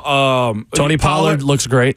Doing what you want him to. Calvin Ridley is dynamic, although he should have caught one deep ball yesterday that he didn't. Yeah. Absolutely. But I can give that up because he's almost fallen into a catch at that point, just couldn't get through. Mm-hmm. Cushenberry, fine. Not great, but adequate. JC bounced back from week 1. JC Latham was great. Yep. I mean, we're looking at a lot of good things. A front office that has added a lot of really good pieces. Yeah. And none of it matters when the quarterback is A, not protected, and B, consistently giving you bad turnovers. We gave the stat earlier this morning on the most pressured quarterbacks in the NFL this year. This is according to Next Gen Stats on the percentage of dropbacks for QBs who played twice this year. Will Levis is the most under pressure quarterback. 53% of the time he has been under pressure when he's dropped back to pass. Caleb Williams second at 43%. Justin Fields third. His team's 2-0 at 41%. Deshaun Watson fourth. They beat the Jags. He's at 40.4%.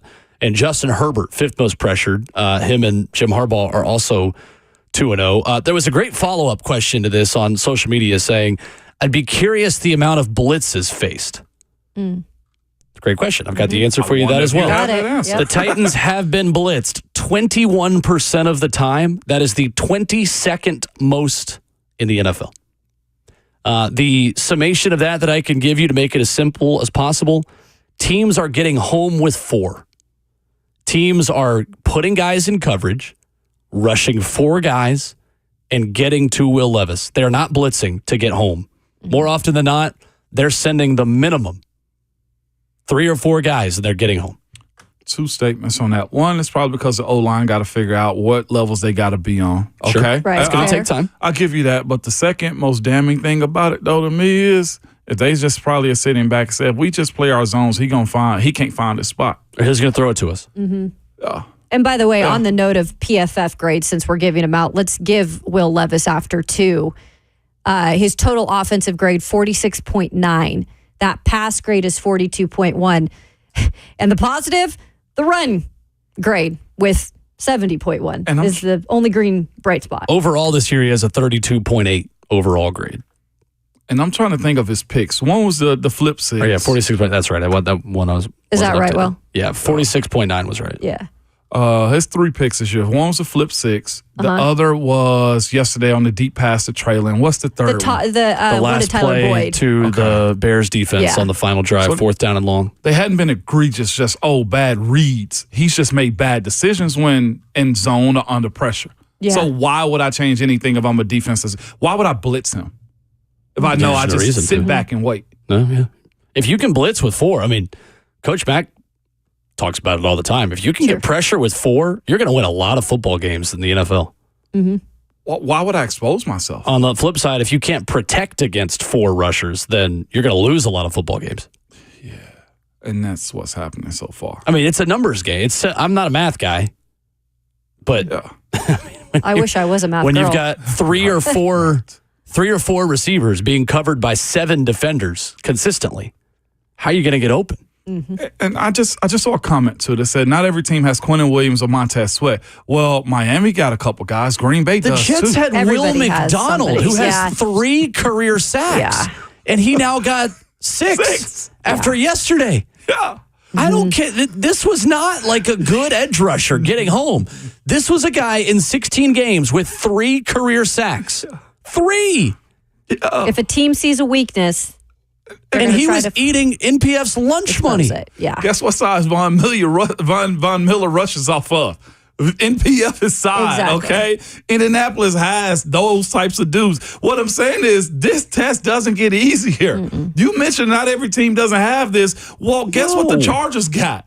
Guess what Minnesota has? Guess who the Texans have? 2 times. This is life in the NFL, man. Everybody's got at least 1 star edge rusher, except the Jets. Hassan Reddick is sitting on the bench. No, he's not on the bench. He's not even on the plane. Yeah, now I think he's got to come at some point with Jermaine Johnson gone. Jeez. Yeah. That comment didn't hit, I don't think, the way you thought it was. I'm sorry, my brother. Unnecessarily.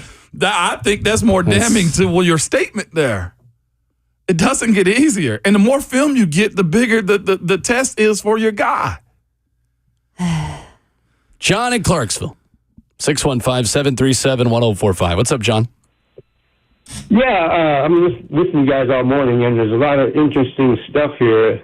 But the one stat that all I need to know is pressured 53% of the time, and Will Levis is being unfairly criticized on some of this stuff. Well, did you hear me just say that 2 of the sacks he took yesterday were given to him specifically as his fault?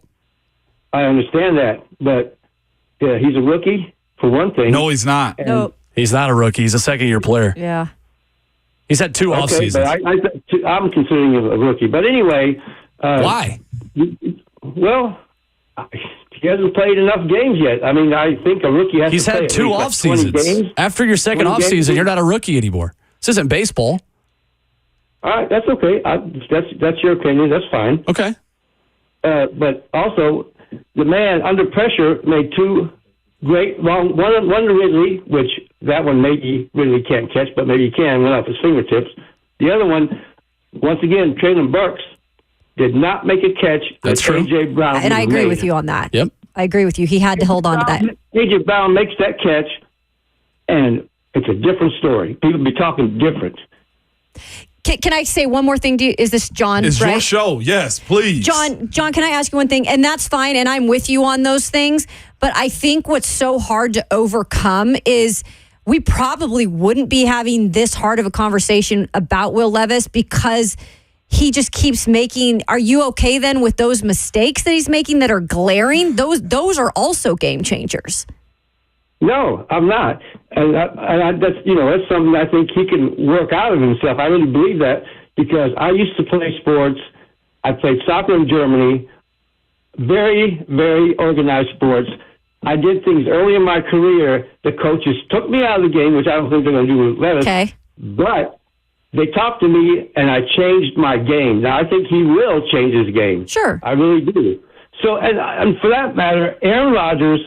And many other quarterbacks, Brett Favre, have done the same stupid plays in the past. And where are they now? So let's not just all of a sudden say, Will Levis is not going to make it. They've invested all this money and time. We didn't say that either. We've never said Will Levis is not going to make it. I know, but some people are assuming he's not going to. Plenty of people out there who don't know what you guys know. That's what they're saying, and I'm saying they are wrong. Let's give them a chance. Let's see what happens. Under any professional sports, you have to have a clear head, including the coach. So let's see what the coach comes up with to help this quarterback. Thank you for the call, John. You know, it's interesting, John, too. You said you got sit or you got benched when you played poorly because you were in your head. And that's a discussion we had earlier on in the show. Should they at some point, if this happens again on Sunday against Green Bay, if there is a type of mistake made by Levis, should they do that and bench him for at least a series or two or whatever and bring out Mason? That's interesting. And I don't think any of us are saying we're completely giving up on him yet. But the leash is getting shorter because it's the same type of mistake. It's tight right now. Yeah. Let me ask you this. Go ahead. On the right tackle front. Yeah. I saw it in the chat this morning, and Steve Palazzolo said it with us sitting where Ramona's sitting about a month ago. At what point does Peter Skronsky play left tackle and J.C. Latham plays right tackle? Oh, man. Because Daniel Brunskill is sitting right there and could be an interior lineman. If the goal of the offensive line is to not have one turnstile, you got one at right tackle right now. Again, it's one game. Nicholas Petit-Frere may bounce back next week. This may be a stupid question. And you can tell me I'm stupid if you want to. I've said a lot of stupid things in my life and definitely will again. But do you make that move before you make a move to Mason Rudolph? You're robbing Peter to pay Paul right here.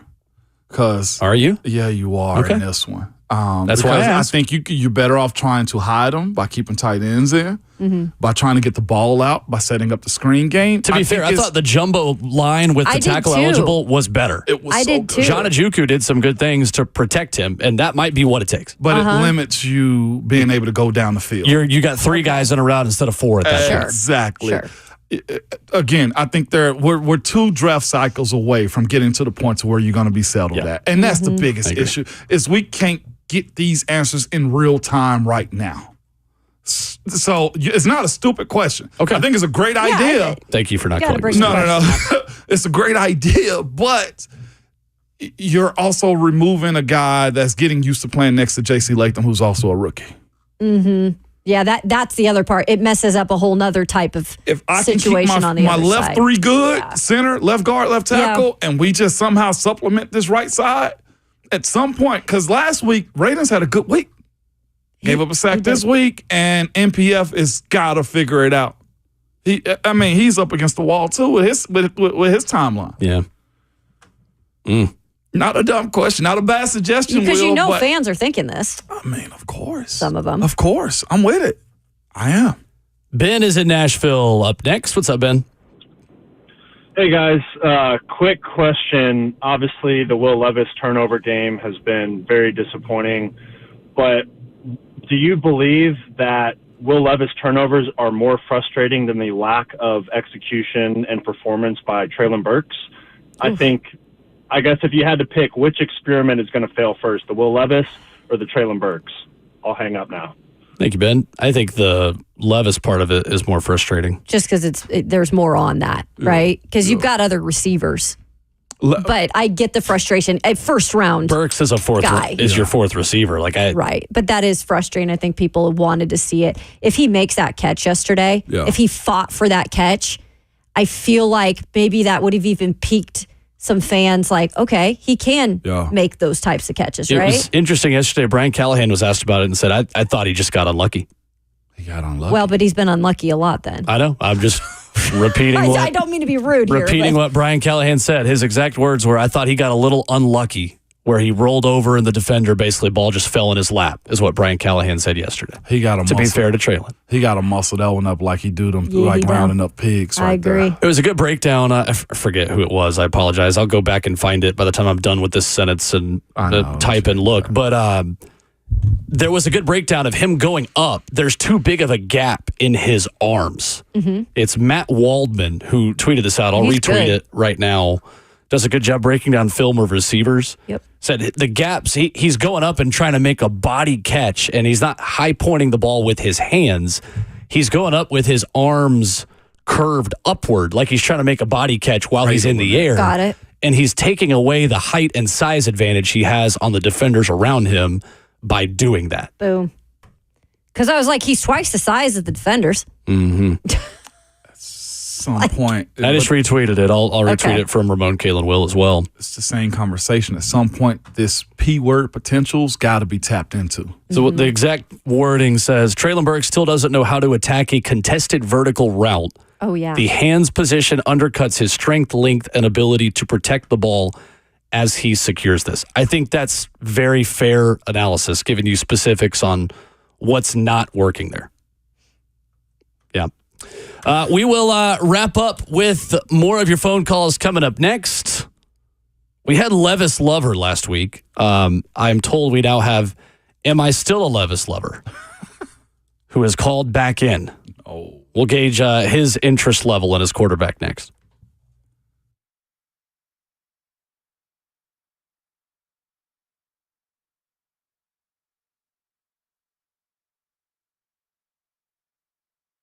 What's going on? It is Will Bowling here for my good friends at Underdog Fantasy. Hey, it's the greatest time of year. Football is officially back. Kickoff is here. You know that. I know that. And over 1 million fans across 33 states got to the game last year by competing on Underdog. I'm having a blast with it.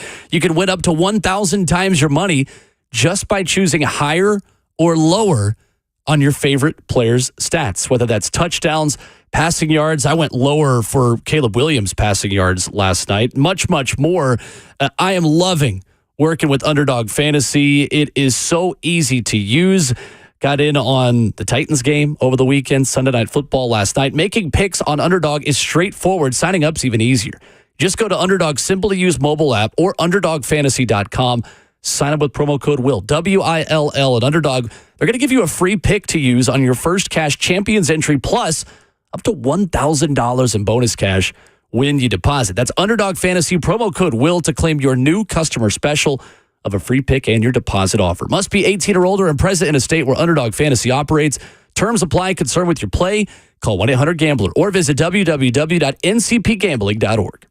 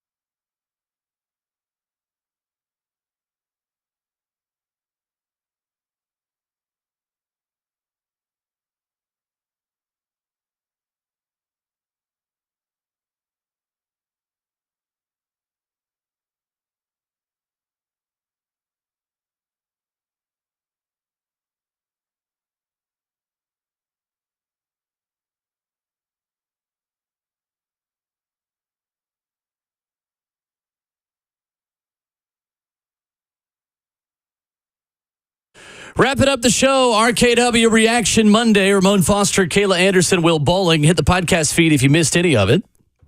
Excited to head to Jeffrey Simmons' Give Him a Reason event tonight at Hall's Chop House. Sir. That'll be awesome. Looking forward to that. Excited to Me too. cover a great event, and just anybody who's coming out there, we'll see you out there. No doubt. We go next to Cookeville, where Am I Still a Levis Lover? Has called in. Hello, Levis Lover, or are you still a Levis Lover? Hello, guys. I know after last week, I'm sure everybody's still wondering if I'm still a Levis lover, and I called in to give my opinions on the situation. So, first off, I just want to say that we were feeling good driving down, and as soon as I saw the forced pitch out, whatever you want to call it, I immediately pulled Andy from Shawshank Redemption and dropped to my knees and started crying. I think we're about one bad game away from Rudolph getting his Christmas wish and leading the sleigh. And back in the day, my Uncle Rico told me that I was something of a football player. And one thing as a quarterback playing, and I did have the Derek Mason call one of my games, I will say, the one thing you do not want to do is be the quarterback and cost your team the game. And I know there's other things that's went into this, these 2 weeks of being demoralized, but I think he's got the ability to turn it around. But if he don't, then Rudolph is going to be leading this way. So answer your question. Are you or are you not? I know the verdict is it's a big deal. And for the moment, I still currently am a Levis lover. Okay. Yes, Tune sir. in next Monday to find out if Cookeville still has a Levis lover. Thank you for the call. John is in Nashville next, 615-737-1045. What's up, John? I got to stand up for Traylon Burks a little bit. I do understand that he should have came down with that ball, but if you go back and look at it, he has both of those DBs beat, but he has to come back because the ball is underthrown. If the ball was thrown out in front of him, he could have ran right underneath it. So, I mean, I know there's a lot of hate, and even the coach is putting that on Burks, but I got to give him a little credit that if the ball would have been thrown a little better, he could have had a better chance at it. I agree with that. And also on the Calvin touchdown, too, Traylon threw a heck of a block on that play. He did? Yeah, he did. They give credit for that block. I will say this, though, when you're a first-round guy and you're expected to make plays, and yes, it was a little underthrown, but it was in his arms, right? It was thrown well enough to be caught. I just think you have to make those plays. If at some point in your career you're standing up and you're saying, I am a receiver that's going to make those, like he hasn't done that, and I think that's I can't really give most of the hate on Will in that, just because Traylon Burks have had these moments where he's tried to say, hey, I am this guy, and he can't necessarily do it. Brian Callahan said post-game it was an accurate ball. So, I mean, sure, it could have led him a little bit more. Sure, fine. But the question you got to ask is, was the ball thrown well enough to be caught? Yes. It was. It was. Final call of the morning. JT is in Mount Juliet. What's up, JT? What's up, JT? How y'all doing? Good. Good. Hey, just a couple quick questions real quick. Did y'all see the pass interference in the end zone twice on Hopkins on the last drive? Mm-hmm. Yeah, I saw slow-mos of those. Yeah, it was there. I mean, do they just call it different inside 2 minutes? Like, we're not going to give him this game. Just Can I tell you why also, in my opinion? A little bit of reputation.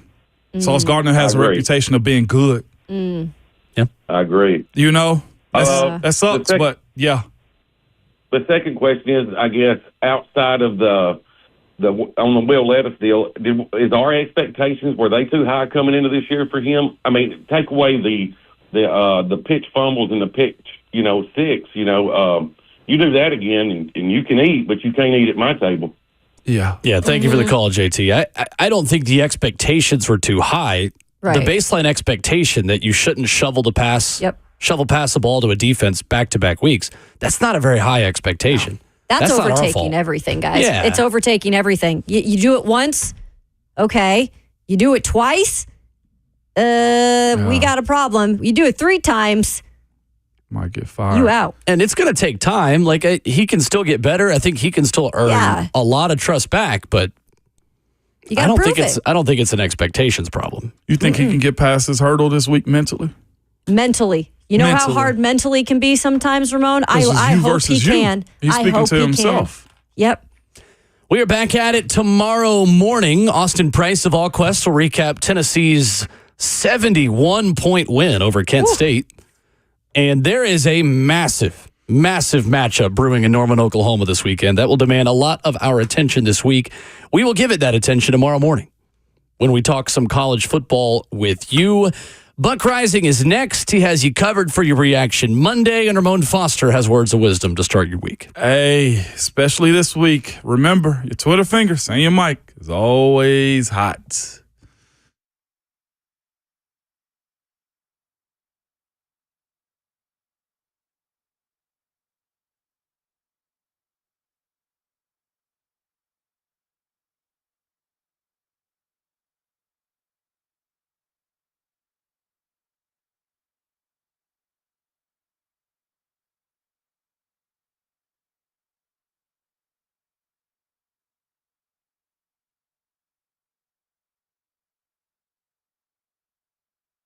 Hey, it's Will Bowling with an update and exciting news from my friends at Brentwood Hearing Center. Their team of doctors of audiology, they are always committed to providing patients with the most recent hearing device technology. Recently, their leadership team